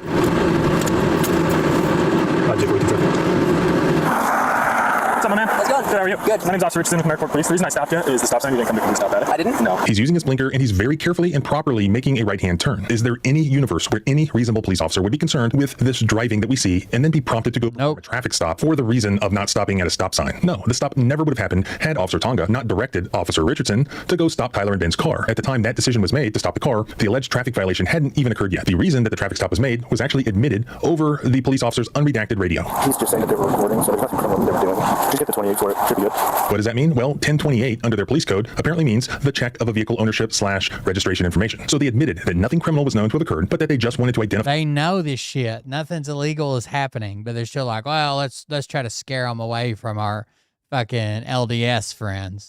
Who was the registered owner of the vehicle. That's it. Meanwhile, Josh Johnson is basically directing these cops outside his house, telling them what to do, and they appear to be complying, despite the fact that no illegal activity has even been alleged. Meanwhile, at the traffic stop, Officer Richardson with the American Fork Police Department approaches the car that was being driven by Tyler Shaw with reckless Ben in the rear seat. He approaches Tyler and requests his ID. At this point, he does not request Ben's ID, but he doesn't need to. As Richardson walks back to his cruiser to run Tyler's ID and the vehicle registration, he says over his radio, 1084. 1084, I'm told that 1084 in Utah County Police Code means I have visitors present. Be careful what you say over the radio. Though it also could have just meant that he was confirming Ben's presence in the car to the officers who were still with Josh Johnson. So the footage indicates that Tyler's vehicle was stopped due to Ben being in the car and not the alleged sign violation. These codes are by no means uniform. Stop just because Ben's in the car. Are detained, and that makes more sense. The Fourth Amendment is implicated, and reasonable suspicion must exist for the detention to be justified. For a lawful traffic stop, an officer needs specific objective facts indicating that a crime or violation has occurred. There must be observable evidence that justifies the stop. No hunches are allowed, no vague feelings, no unsupported intuition. Here, a stop sign violation, had it occurred, would be sufficient reasonable suspicion for a routine traffic stop. But if it did not occur, which is likely given the video footage here, then some other observable evidence is required. The suspicion that reckless Ben may be in the car is not going to be sufficient unless they have some other independent basis to detain or arrest reckless Ben. The officer who detained Tyler and Ben, Officer Richardson, admittedly did not possess such information. The footage shows that he was just told to stop Tyler's car, and so he stopped Tyler's car. See if we can get a stop on it. He had no information providing any lawful reason to stop the car. He admits this several times to Tyler and Ben during the detention. Officer Tonga said you're involved in some other incident that he's got to talk to you about. We don't know what it's about. Yeah, we don't know what's about. Wait, what's the other incident? We have no idea. He's like around the corner, but he's like, oh, he's going to come talk with you. With me? Yeah. Tell you what's going on. Don't have a clue what's going on. Therefore, the only possible lawful basis to detain Tyler and Ben would be if Officer Tonga had acquired evidence that some crime or violation occurred to support this order to have that car stopped. This is where you look at information that was given to the officers by the person complaining that sets the events in motion. In this case, it was Josh Johnson, but in other cases, it could just be any Karen calling 911. What's important is the substance of the allegations that were conveyed to the officers, not whether they're actually true. And here's what Josh did allege about Tyler and Ben to the officers: that some unknown kid came up with a package to his door pretending to be a UPS delivery person. Josh speculated that this was directed by Ben, but he didn't yet know that it was Tyler. So even if that was illegal, which apparently they didn't believe it was according to their conversations, that wasn't yet tied to Tyler's car. What else did Josh allege? That Ben was outside his home on a public roadway, watching, possibly filming his home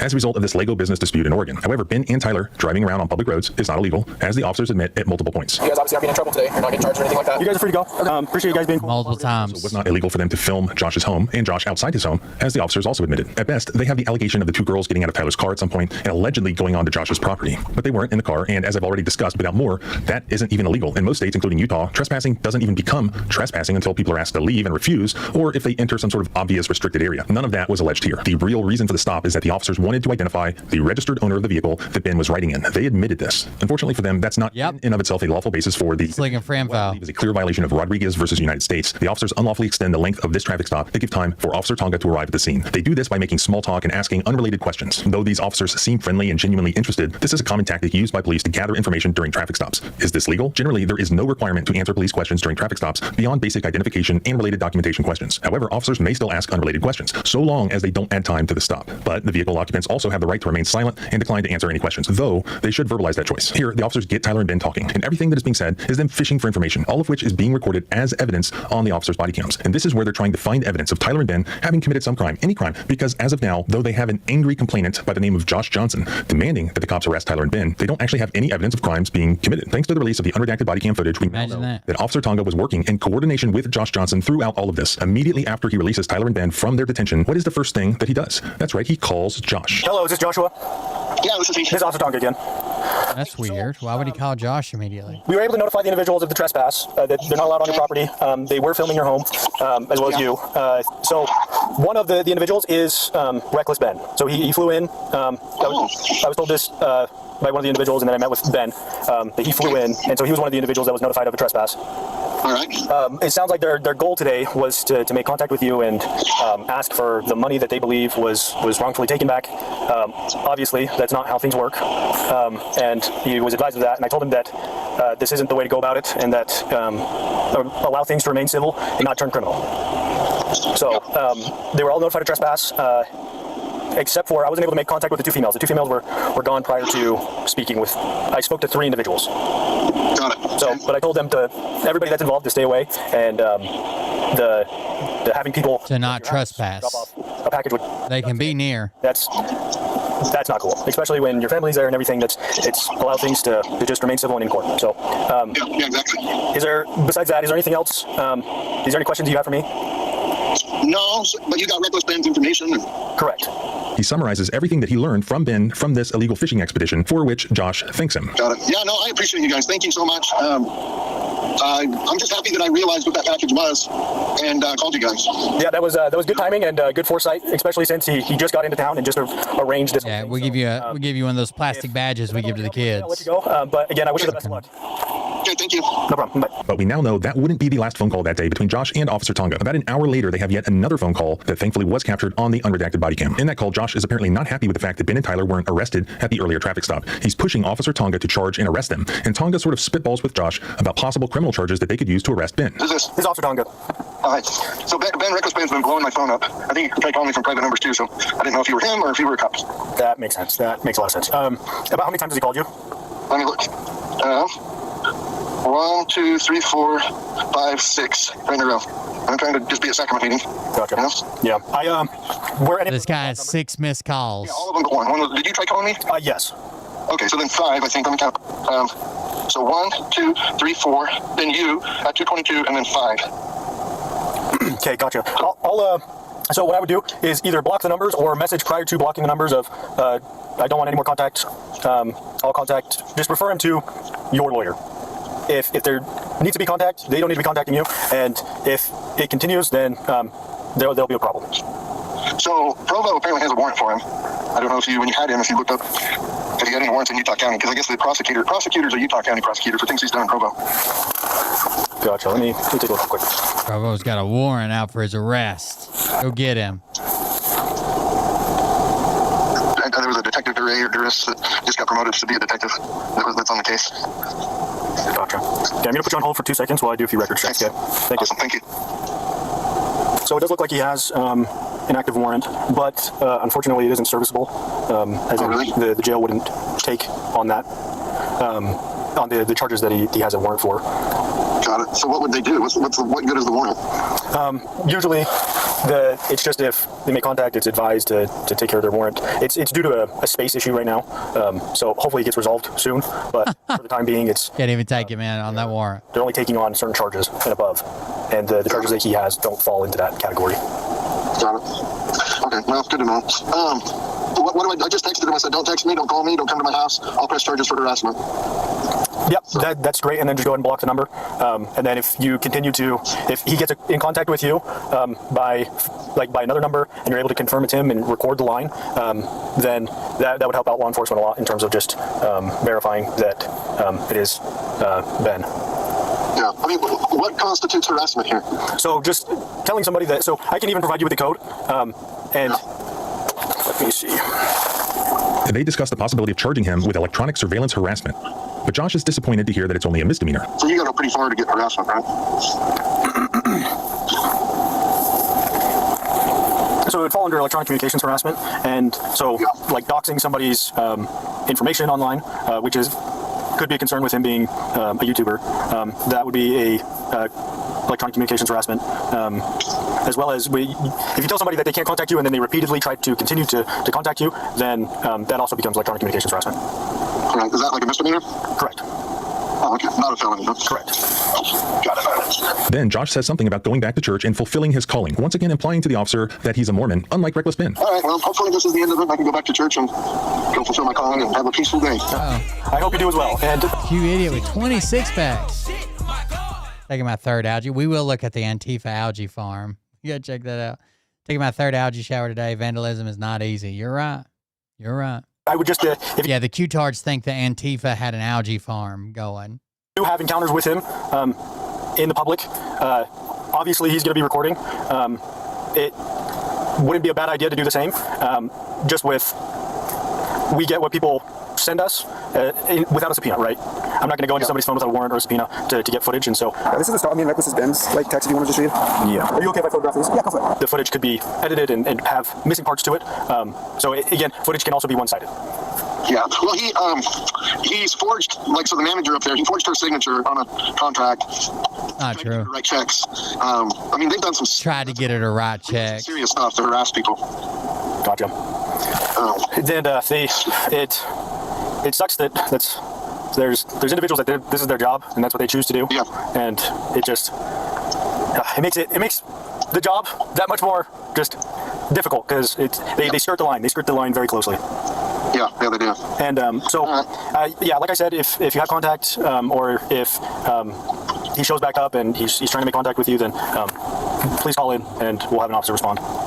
Okay, you're the best. Thank you. Okay, thank you. Bye. At first, I was skeptical of the whole Mormon conspiracy side of this whole thing, but after the release of the unredacted footage, it actually looks to be a legitimate part of the story, and it may explain why all of this happened in Utah, whereas it didn't happen this way in Oregon. In Ben's Part 1 video in Oregon, while the cops did appear to be covering up the Lego theft allegations, in that they refused to help in any way, they also didn't actively misuse their authority to retaliate against Ben and violate his rights. They just said, perhaps correctly, I don't know, that it was a confusing business dispute, and they didn't feel authorized to attempt to decide that themselves, and they tried to keep the peace by enforcing trespassing complaints. That is exactly what should have happened at worst in the Utah portion of Ben's exploits. They should have said, don't go onto Josh's property or else you'll get arrested for trespassing. And then if he did do that, arrest him for trespassing. And they should have said to Josh, you're being a Karen. Just because some kids from YouTube showed up at your door with a box of rubber ducks and they're filming you from public locations where they have a right to be, you don't get to have them seized by the police and interrogated and then arrested just because that would help make you feel safe, because no crimes were committed, at least not yet. Don't go outside if you don't want to, or don't answer the door if you don't want to. If somebody comes on your property, that's different. Tell them to leave, and if they don't, we can arrest them. Freedom is scary, Josh. Just because kids are doing things that scare you, if they're not breaking the law, you don't get to have the police department go and seize them illegally and try to scare them away for you. But instead, these cops seem to be acting as Josh. Let's do this. See if we can get an update. And he does another video, which I haven't watched yet either, but.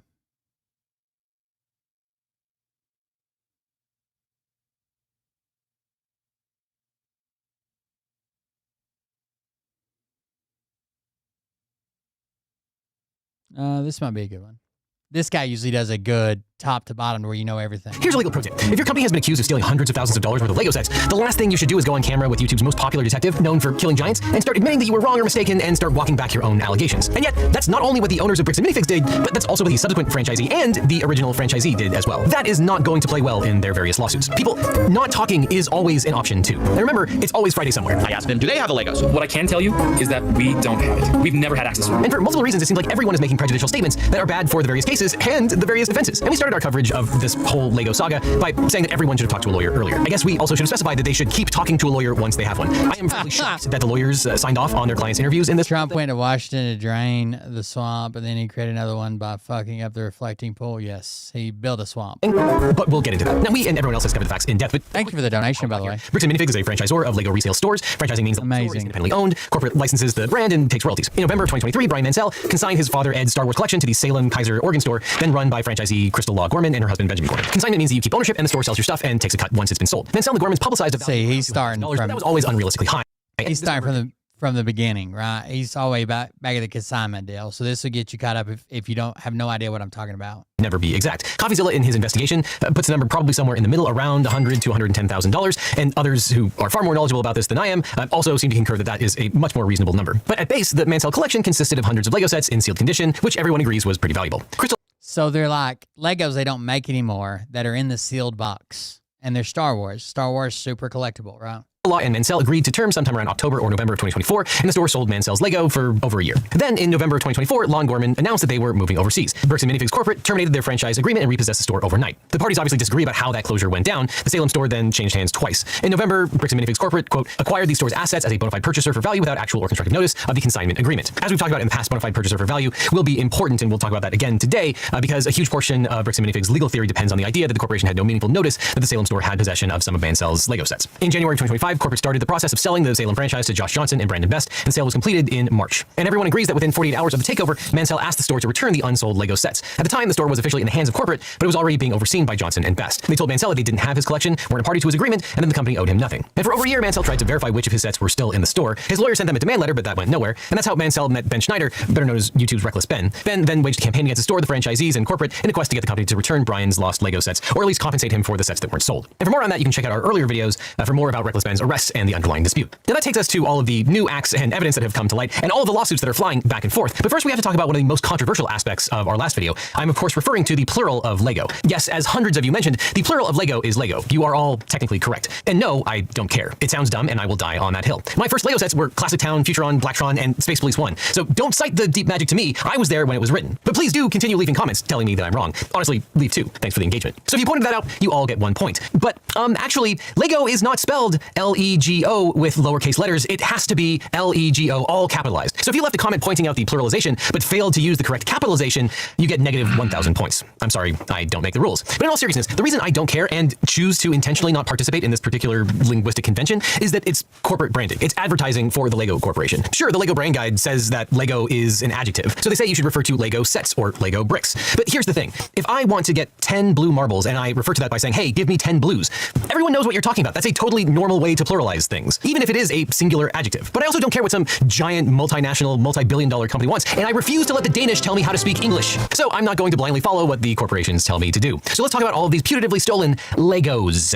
Now, obviously, Reckless Ben's campaign generated a staggering amount of bad publicity for Bricks and Minifigs and its franchisees, and that's when the legal war began. In May, the Gormans sued Bricks and Minifigs over the franchise repossession, and on May 27th, Bricks and Minifigs, which is run by the brothers Matt and Eamon McNeff, joined with Johnson and Best to file a sweeping civil lawsuit against the Gormans, Mansell, Reckless Ben, Victor Gwynn, and others. Basically, in that case, the plaintiffs alleged the defendants engineered and organized a conspiracy to destroy Bricks and Minifigs. Now, what's interesting is that Bricks and Minifigs and the other defendants are represented by Dentons. Dentons is one of the largest law firms in the world. But ironically, Dentons is one of the most unusual large law firms in the world, and many lawyers describe it as being franchise-like. Because frankly, it would be weird for a giant worldwide law firm to have a local law firm in Utah. But Denton's strategy, unlike almost every other big law firm in the world, is grow by combining the existing local firms around the world rather than building offices organically. So instead of opening a new office in a country or state and hiring lawyers from scratch, Denton's often just merges with a local law firm and allows that firm to retain a significant degree of local autonomy. This has allowed Denton's to become one of the largest law firms by headcount in the world, with thousands of lawyers across dozens of countries. But they don't really fully share in profits firm-wide, though they do share in marketing technology and referrals. Hence why a lot of people say that this law firm functions like a franchisor-franchisee relationship. And here, Bricks and Minifigs is represented by Denton's, Durham, Jones, and Pinniger,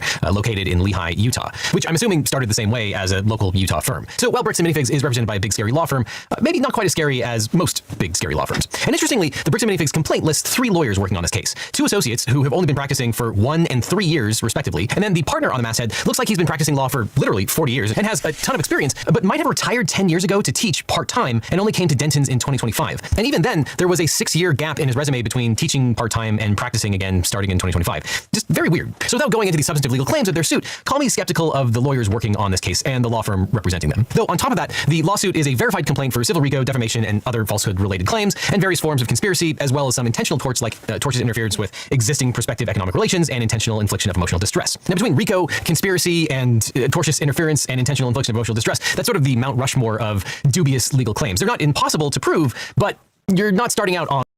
Oh, Funko Pops?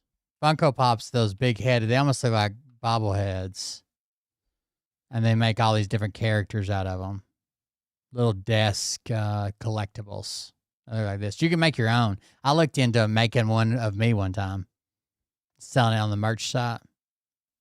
They're like, they're vinyl. They don't really move. They're not like, you can't move the arms and shit. They're just set up. Anything that has a following, there's a Funko Pop for it. On the right foot. I tend to see those used improperly more often than I see them actually properly pled. But I digress. But importantly, the Bricks and Minifig plaintiffs assert that Mansell, the Gormans, and Reckless Ben dramatically overstated the value of the original collection and the missing sets in order to extort money. In fact, the complaint uses the word extortion 21 times, and the complaint makes one key claim about the value of the collection, quote, less than $5,000 worth of Star Wars Lego product could be located and identified in the entire residual Salem LLC on-site inventory. But then, 7 days later, the company substantially changed its story. And because of this, I cannot stress enough how critical a legal notepad is when your job depends on making critical decisions in a high-stakes environment. Some of the most important conversations conversations often happen when you're not ready to take notes, which is why you might want to consider getting one of these Note Pros from Plod. This little guy is honestly such a game changer if you work in law or any other decision-heavy workflows. Plod is a sponsor of this portion of the video, but I've been loving the crap out of this thing. And if you were running the Bricks & Minifigs Corporation, it probably would have saved you from putting your company into this mess. Because this Note Pro is hands down the most accurate note-taking and transcription device I've ever used, and it's way better than using a built-in transcription features from all the apps that you use. In fact, just the other day I spent hours plotting out this channel strategy with my team, and not only did the Note Pro transcribe everything with pinpoint accuracy, but it also generated an easy-to-digest summary of the most important points and action items in a way that I could effortlessly integrate into my own workflow. It does this through state-of-the-art machine learning that's astonishingly smart enough to know what matters most to me and my team. And one thing that I especially like is that the Note Pro supports both in-person conversations and phone calls. But my favorite use is taking this thing on a walk without my cell phone and just talking and thinking out loud. I recently gave a speech in Congress and wrote the whole thing this way. No distractions. And because the Note Pro is a standalone device, it meets enterprise-grade privacy and security standards like SOC 2 and HIPAA, to name a few. It just works. So if your work depends on critical conversations and important details, you should look at a Plod device. So click or scan and use the code LEGAL20X at checkout for up to 20% off your order. And you can also use this code when you order your Plod device on Amazon. So order your Plod device today or I will see you in court. On June 4th, Bricks & Minifigs issued a press release stating an internal review had uncovered, quote, operational gaps during the transition and the subsequent management of document recovery. The company parted ways with Johnson & Best, who presided over that transition, and Bricks & Minifigs revised the value of the original unsold collection to approximately $100,000. Eamon McNeff said, quote, we've been asking for documentation for a long time. We'd asked Mr. Mansell and others and did not receive enough to have a clear picture until recently, thanks to internal and external operations assistants and those who continue to stand with us, and we finally have enough to proceed with a resolution. Now, even before we get to CoffeeZilla, this We've asked for documentation for a long time. By the way, CoffeeZilla in his video is the one who busted them and said, well, it looks like you guys have had this spreadsheet since back in September. Well, I didn't know that, the CEO said. Press release tossed a grenade right at I'm glad you told us. Lawsuit. Just who were these outsiders who gave them operational assistance? And did they contradict whatever inventory and accounting that Best and Johnson had put forth? And why didn't they have this information a week prior when they filed a 95-page verified complaint? I have so many questions. And believe me, so do all the defense lawyers working for the Gormans, Ben Schneider, and Mansell. Now, additionally, the company offered to give Mansell all of the Lego sets that were located in the Salem store, regardless of whether it could be identified as part of his collection. And they also offered to drop their case. Now, despite all this, backtracking on the collection's value, dumping Johnson and Best for mismanagement, and confirming that some residual Lego inventory actually belonged to Mansell, Bricks & Minifigs did not drop the lawsuit or any of its claims. And then on June 10th, CoffeeZilla released a detailed investigation featuring an on-camera interview with McNeffs and internal documents that changed the way that everyone thinks about this case. Now, as we've talked about in the past, under normal property law rules, consigned goods cannot be seized to satisfy the consignee's debts because the consignor still owns them. But there's an exception to that rule. Under Utah law, a secured party that takes possession in good faith without actual or constructive notice of a competing claim can cut off the junior interest. And that's what Bricks & Minifigs pleaded in its lawsuit, that it simply had no idea about the consignment, and the complaint says the same principle applies to the next set of franchisees, Johnson and Best. Their theory is that if they didn't have notice, they can't be liable for the consigned goods. But Mansell and Law have said all along that they have spreadsheets. And then CoffeeZilla comes along while interviewing Bricks & Minifigs CEO Eamon McNeff, who opened the file properties on the inventory spreadsheet. It says owned by BAM franchise. Watch this. He says, what is this spreadsheet you're looking at? We've never been given any of this. We have no access to any list of the Legos. And he just opens the property details and it says owned by BAM Franchising Incorporated. It's their spreadsheet that he's reading from, shared through Google Docs. Franchising Inc. Or Google Sheets, I guess. And it was created September 6th of 2024. The CEO is on the fucking video chat with CoffeeZilla saying we have no list. We've asked and asked repeatedly. They won't give us a list of what they claim is theirs. We have no idea what they're even claiming. And CoffeeZilla says, this is your spreadsheet that I'm reading, and it's almost 2 years old.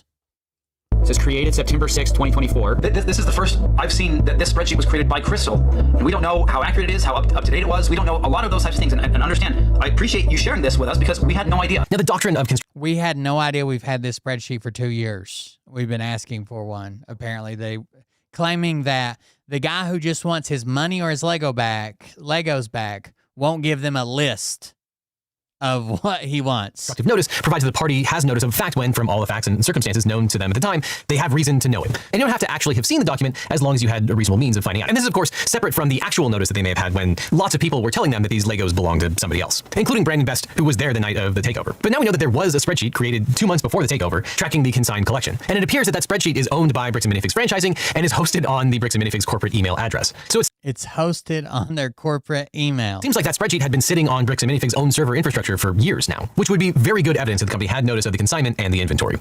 But it gets worse. Again, you don't know what you don't know, and you can't, like, we don't know everything, and we don't go, like, looking in every nook and cranny everywhere. Like, we just don't know. So you're suing them for millions of dollars, and you're like, we don't go looking in, our Google account. We want me to look in every nook and Google account that we own as a corporation? Yeah, know some of those things. So if that's there, we can now have our team go look for that. Now, it is problematic for the CEO of Bricks and Minifigs to say that they haven't done a thorough investigation into Mansell's claims, since the McNeffs filed a verified complaint attesting that he looked into It would be one thing to be like, oh, well, we had no idea. It's another thing to say, oh, we had no idea after we filed a fucking lawsuit.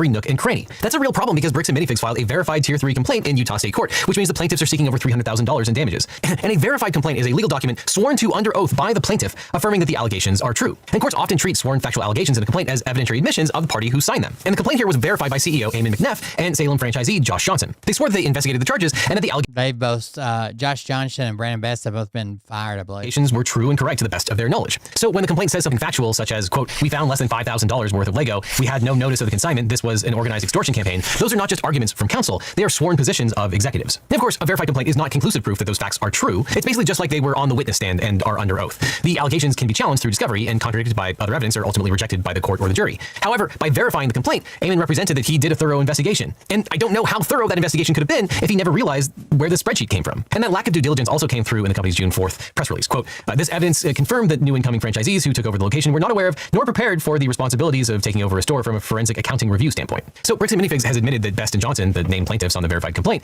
were not prepared for the responsibilities of running the store. And if that's the case, then why did the McNeffs rely on their accounting in their complaint? How much research did anyone do before filing this thing? And this is also important because the fact that this complaint was verified also probably helps Bricks and Minifigs get a temporary restraining order that restricted speech and putatively requires Reckless Ben to take down all of his videos. And nobody really knows exactly how many of Mansell's Legos were in the store when Bricks and Minifigs corporate repossessed it. Before CoffeeZilla's video, we had two competing narratives. Brian Mansell said that about half of his collection was unaccounted for, but in its lawsuit, Bricks and Minifigs asserted that there was, quote, less than $5,000 worth of Star Wars Lego product could be located and identified in the entire residual Salem LLC on-site inventory. Now, CoffeeZilla hired a team to hand tag the Mansell collection from over 200 photos and multiple videos of the store on the night of November 14th, 2024. In the end, I ended up with about which is the night they took over $1,000 of Legos matching Brian's collection that can be proven to be in the store on the night of November 14th. Now, to state the obvious, that's about 3 to 5 times what corporate estimated, at least on their press release. Now, a 3 to 5 times understatement in a verified pleading is not great. Under Utah Rule of Civil Procedure 11B3, factual contentions in a pleading must have evidentiary support, and the lawyer who signs the complaint is responsible for meeting this standard, and the party who verifies the complaint personally certifies the same. So to demonstrate how bad this is, let's watch Matt McNeff revise the number up in real time. Do you think y'all have all of these? Very likely. Okay. Again, I'd be surprised if we didn't. But then I couldn't help myself. I started to bring up some of Crystal's photos to see if they matched up. Have you seen this before? Not that I recall. So, do you see that? Yep, the Vulture Droid. 75169.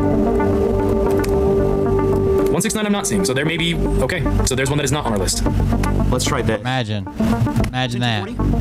Nope, not seeing that one either. So you're talking maybe $11,000 to $15,000 total Star Wars, and that's all Star Wars inventory in the whole store. But the number that Eamon McNeff swore to was $5,000, and Matt is now at $13,000 to $15,000 and climbing. The June 4th press release now admits that the original unsold collection was worth at least $100,000, and what's crazy is that none of these numbers match the sworn pleading. However, CoffeeZilla's investigation identified a significant inconsistency from Mansell's side as well. But even though this is a bigger number than corporate said, I have to admit, even with pretty generous assumptions being made, there's still a huge gap of about $61,000 here that I just couldn't find. But then I learned Brian had made a special side deal with M&R Productions, who had recently purchased some Legos from him, and this is where it starts to get messy. Mansell wasn't only consigning his collection to the store and waiting for it to sell. On the side, he was also privately selling pieces of it directly to a third party, M&R Productions. When CoffeeZilla compared M&R's photos to Crystal's inventory, he found that some of the Lego everyone assumed was missing from the store wasn't missing at all. Mansell had already sold it himself through his private deal, netting roughly $10,000 to $20,000. Though Mansell maintains that this side deal was a separate batch of Lego that was never consigned to the store. But CoffeeZilla checked and found that 100% of the side deal items that matched the collection were tagged storage on Crystal's consignment spreadsheet. But I did a check, and 100% of the items that match the Brian collection inventory just so happen to be listed with a location of storage. So this starts to make things incredibly fuzzy, and I'm inclined to believe that a lot of these are part of that same inventory list. Now, if we take that value of the side deal, that's about $10,000 to $20,000 that's not actually missing. In other words, the supposedly separate Lego looks like it was actually part of the consigned inventory. These revelations gave us a more complete, if complicated, picture of what happened. And assuming what CoffeeZilla presented is accurate, the Salem store had more of Mansell's collection than it admitted. But a chunk of what looked stolen or unaccounted for was sold off by the owner himself. Though it looks like the consigned inventory and Brian's own private sales overlapped and weren't reconciled, so no one can point to a single authoritative number for what should have been in that store on November 14th. So Bricks and Minifigs can use this evidence to bolster its narrative that the records they got from Crystal and Ben were unreliable and that they genuinely couldn't tell what was consigned versus sold versus moved, and that asking for verification before paying out was reasonable. But CoffeeZilla's work also undermines Bricks and Minifigs' theory that Brian... But they trespass everybody that shows up. We need you to come in and verify this, but also you're trespassing and be arrested if you show up. And Crystal concocted a crazy scheme to extort the company by grossly inflating the value of the collection. collection. The off-book sales to M&R is an innocent, if messy, explanation for the discrepancy, not evidence of a heist, though we may never know exactly what happened to the missing Lego sets. However, CoffeeZilla investigated a theory about that. Do they have the Legos? What I can tell you is that we don't have it. We've never had access to them. So now let's talk about what these admissions do to the lawsuit, because this video changes the whole ballgame. We've never had You should expect nothing less from a CoffeeZilla investigation. Trust me, there's a reason why he ends up drinking at a bar at the end of every investigation, and it's not just because crime and fraud are rampant. But if you're gonna go to a bar, let me give you a pro tip. This is the pre-alcohol probiotic drink from ZBiotics, and I'm absolutely thrilled that they sponsored me to tell you about it, because I've been using this product for years, long before they sponsored this channel. I thought it was nonsense, but it honestly amazes me how well this works whenever you're gonna spend a night out drinking, but need to be at your best in the morning. Pre-alcohol is the world's first genetically engineered probiotic, invented by a team of PhD microbiologists to tackle the rough mornings after drinking. But you have to drink pre-alcohol before you start drinking. It's in the name. And that's because of how it works. And yes, I read the peer-reviewed scientific white paper, and you should too, because when you drink alcohol, your body immediately starts breaking it down into a toxic byproduct in your gut. It's the buildup of this byproduct, not dehydration generally, that ruins your mornings. And ZBiotics pre-alcohol produces an enzyme that breaks this toxic byproduct down much faster than you'd otherwise be able to. Just remember to make pre-alcohol your first drink of the night, drink responsibly, and you'll feel much better in the morning. Seriously, I'm shocked at how well this actually works, which is undoubtedly why ZBiotics offers a 100% money-back guarantee, no questions asked. Plus, they're offering Legal Eaglets 15% off your first order when you use my code LegalEagle at checkout. So click or scan now to feel better after drinking, or I'll see you in court. Within 48 hours of the takeover, Mansell asked the store to return the unsold Lego sets. At the time, the store was already being overseen by Johnson & Best, and they told Mansell that they didn't have his collection, weren't a party to his agreement, and that the company owed him nothing. Then Bricks & Minifigs Corporate has suggested it had a right to take the Salem store's inventory to satisfy Crystal Law's alleged debt to the company, but the ex-employee is alleging that Brandon Best not only repossessed the inventory, but also transferred the inventory from Salem to Eugene. I'm a former employee, started in 2024, and I was working under the old manager Brian, and we sold the store to Brandon Best and Josh. They followed Crystal, stole Lego sets, and bolted out of the country. Who says that? Brandon. So Brandon, one of the guys that took over his store, is like, oh, she stole them and fled the country. Brandon Best told us. She's been the one that's been fighting for the guy to get his shit back. Dropping off all the Lego sets to us that night. He used a bunch of used Lego sets. That sounded like Saran wrap. They had Star Wars CD. They used a lot of stuff. It was like a medium-sized U-Haul truck. Wait, they brought a U-Haul truck.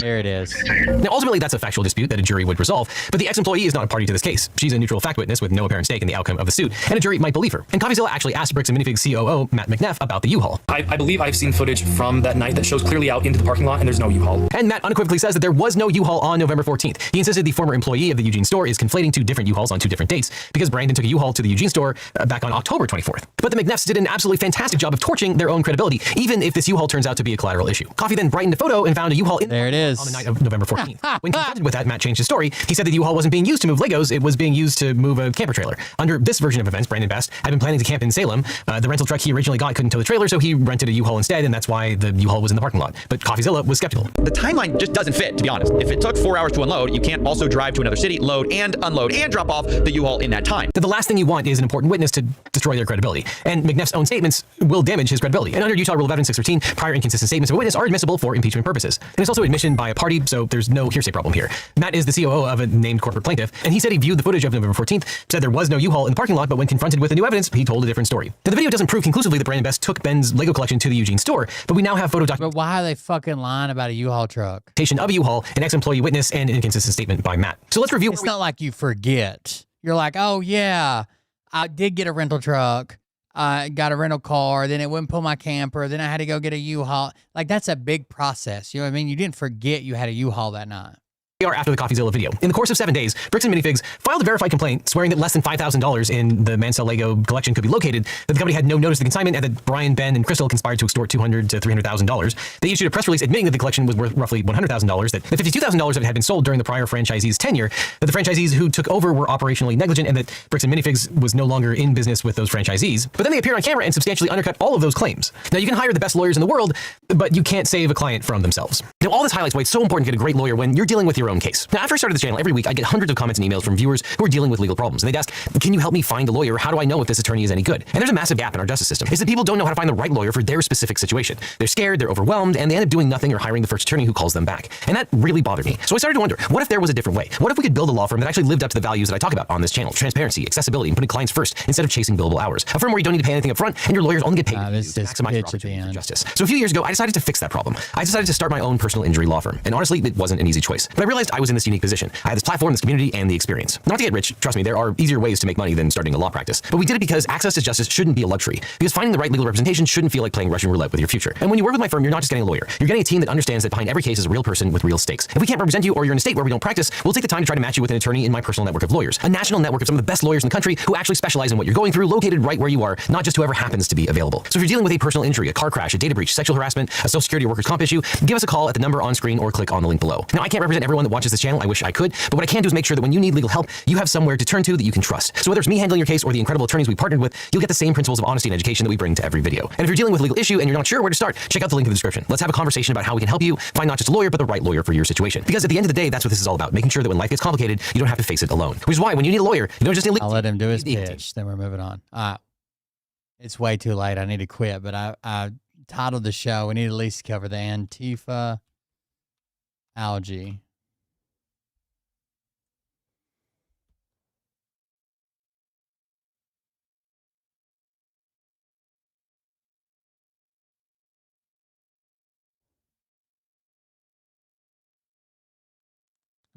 I'm sure somebody why won't it let me scroll on this? What the fuck's going on?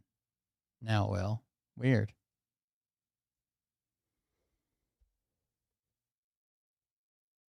I know someone's done a video on it. It's all over Facebook. Let me see if I can find it on Twitter right quick.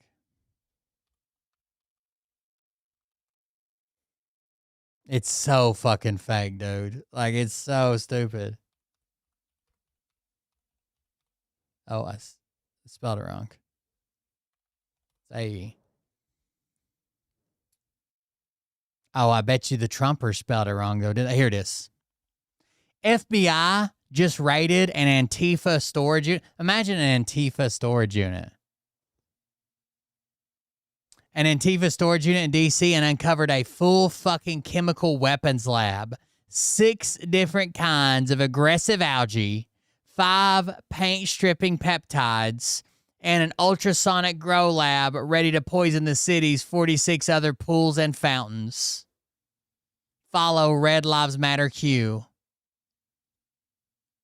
This wasn't some random vandalism. The FBI raided a storage unit directly tied to Antifa and hit the jackpot. Multiple strains of weaponized algae. Weaponized algae. By the way, algae is great for the environment. If we've got weaponized algae, let's do it. It makes oxygen, but whatever. Specialized peptides designed to eat away paint and coatings, and a professional ultrasonic grow lab to mass produce this toxic shit. They weren't done after the Lincoln Memorial reflecting pool. According to the evidence, these domestic terrorists have already mapped out attacks on 46 more pools and fountains across Washington, D.C. They were planning to turn the entire National Mall and surrounding areas into a toxic green nightmare. This was never a protest. This was a coordinated chemical attack on America's most sacred monuments. And they had the lab equipment, the recipes, and the manpower to keep going. Of course they did. Kash Patel and the FBI just took a massive chunk out of their operation. These Antifa terrorists are done playing games. Share this everywhere and let every American know. Let every American see exactly how far these radical left scum are willing to go. Follow at McAfee New for more drops. No. The claimed FBI raid on Antifa storage unit uncovering a chemical weapons lab did not occur and originates from a satirical content. Satire. It's all satire. Literally, the original website that shared it, according to the post surfaced on X, the FBI agents have reported the discovery of multiple boxes of algae seeds at Antifa headquarters. The post is accompanied by an image of the seeds along with a watermark, CBS News. The original website that posted it has a watermark that says nothing on this website is true. What the fuck is wrong with you guys? What the fuck is wrong with y'all?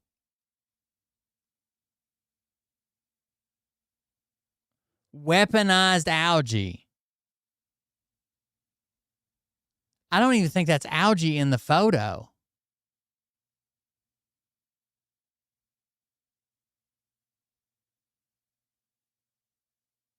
This is satire. No FBI raid found algae seeds at any Antifa headquarters. Antifa is a decentralized movement without a formal headquarters and centralized organization. And algae reproduces via spores, not seeds.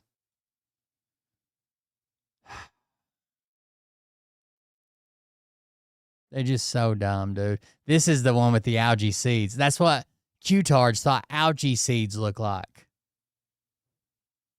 Algae seeds.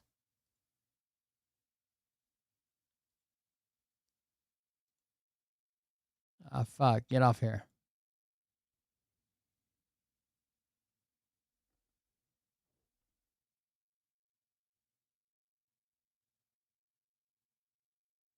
Algae seeds. They are now calling themselves Antifa algae. Here's another example of a crazy pro-algae, likely paid protester. This is from Trump himself. The sign says, first they came for the algae, which is in reference to a famous post-World War II statement about Germans not speaking out against the Nazis. Then they came for the Jews. I did not speak out because I was not a Jew. Then they came for me, and there's no one left to speak for me. You couldn't even cut it if you had a knife.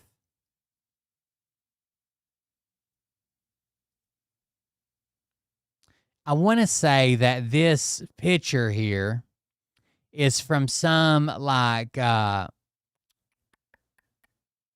heard earlier, like a reef building, like you know, the people that have really nice, like, saltwater pools. This is like from a reef building, something that you want to put in your aquarium, I guess. Pink-haired liberal woman talks to the algae at the Lincoln reflecting pool. Green algae, everybody's proud of you. You are single-handedly doing more to fight fascism than any American has. It's kind of true. There it is, the Antifa head. I didn't know they had a picture of it. God damn, dude.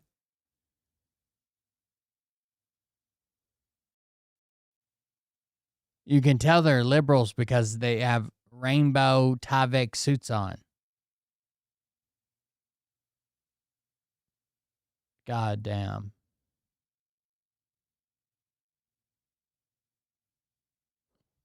We also, I forgot, TMZ tried to get some answers and of course couldn't because there are no answers. It's all a fucking lie.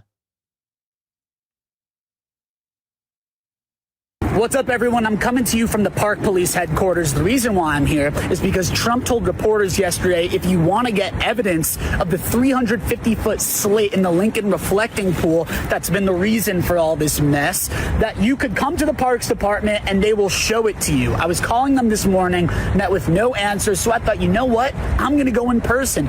Turns out this facility is in the middle of nowhere. The weather right now is awful. My umbrella's blowing away right now, but screw it. I thought I wanted to see it. I wanted to see this slit.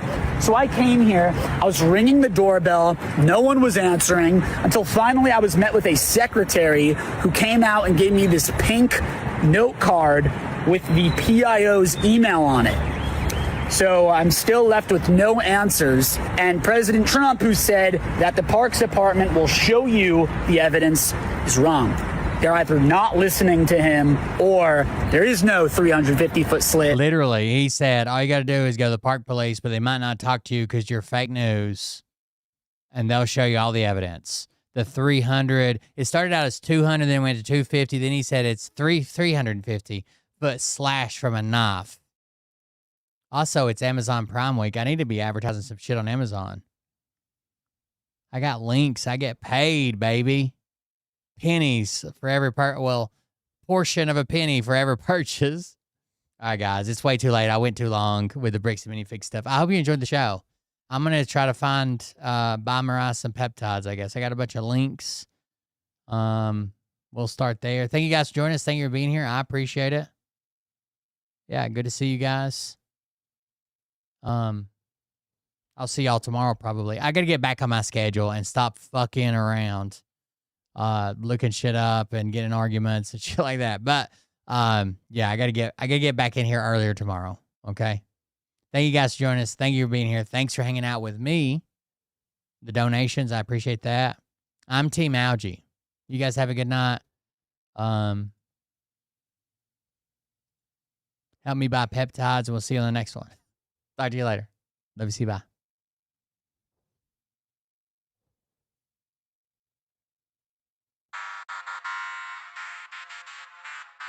But I can tell you this. Mariah wants to get one of those like cheap, like above ground pools for our house. And I'm like, man, we live close to the Y. It sounds like a lot of work trying to keep a fucking pool clean. And we got tons and tons and tons and tons of trees from the neighbors' lots over our backyard, dude.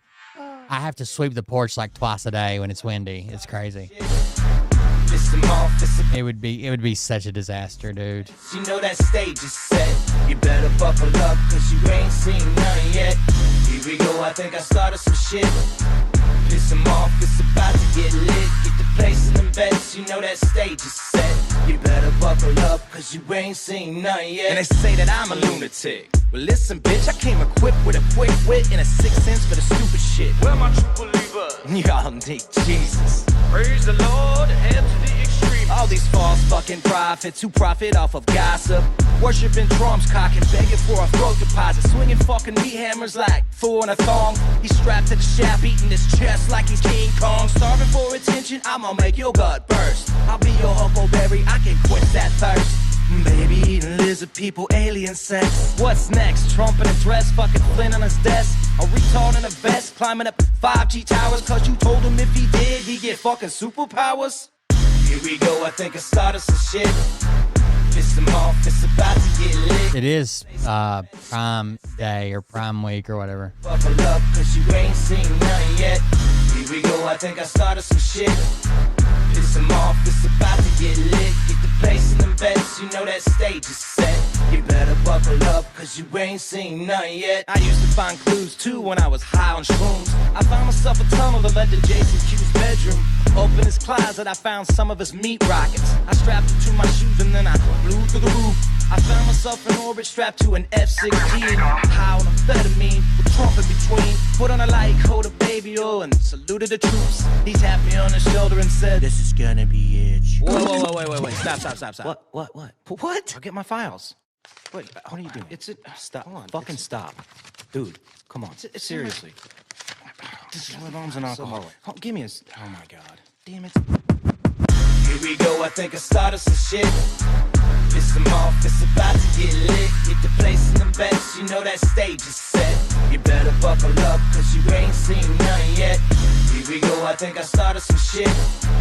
Piss them off, it's about to get lit. Get the place in them bets, you know that stage is set. You better buckle up, cause you ain't seen none yet. Round 3. Down goes Nino. Please say it isn't so. Got him backed up on the ropes, trying to ram it down his throat. Now things are getting rocking, he was doing so well. It's all over, hands on his shoulders, they ringing his bell. You got Frog News Network doing no damn research. They rework and copy on Cox that came first. 9th inning, 2nd string, and they acting like they know hitters. Ass on slow and bullshit and runs to the shitter. All this nonsense on my conscience, it's hard to sleep at night. Who the fuck is in my window with this time of the night? These parasites, these leeches, with all their secret meetings, teaching all you fucking cretins about baby eating heathens. Believing in reasons with no meaning is bullshit. Will Bird motherfuckers out here busting the grifts. Here we go, I think I started some shit. Piss them off, it's about to get lit. Get the place in them bets, you know that stage is set. You better buckle up, cause you ain't seen none yet. Here we go, I think I started some shit. Piss them off, it's about to get lit. Get the place in them bets, you know that stage is set. You better buckle up, cause you ain't seen none yet. You don't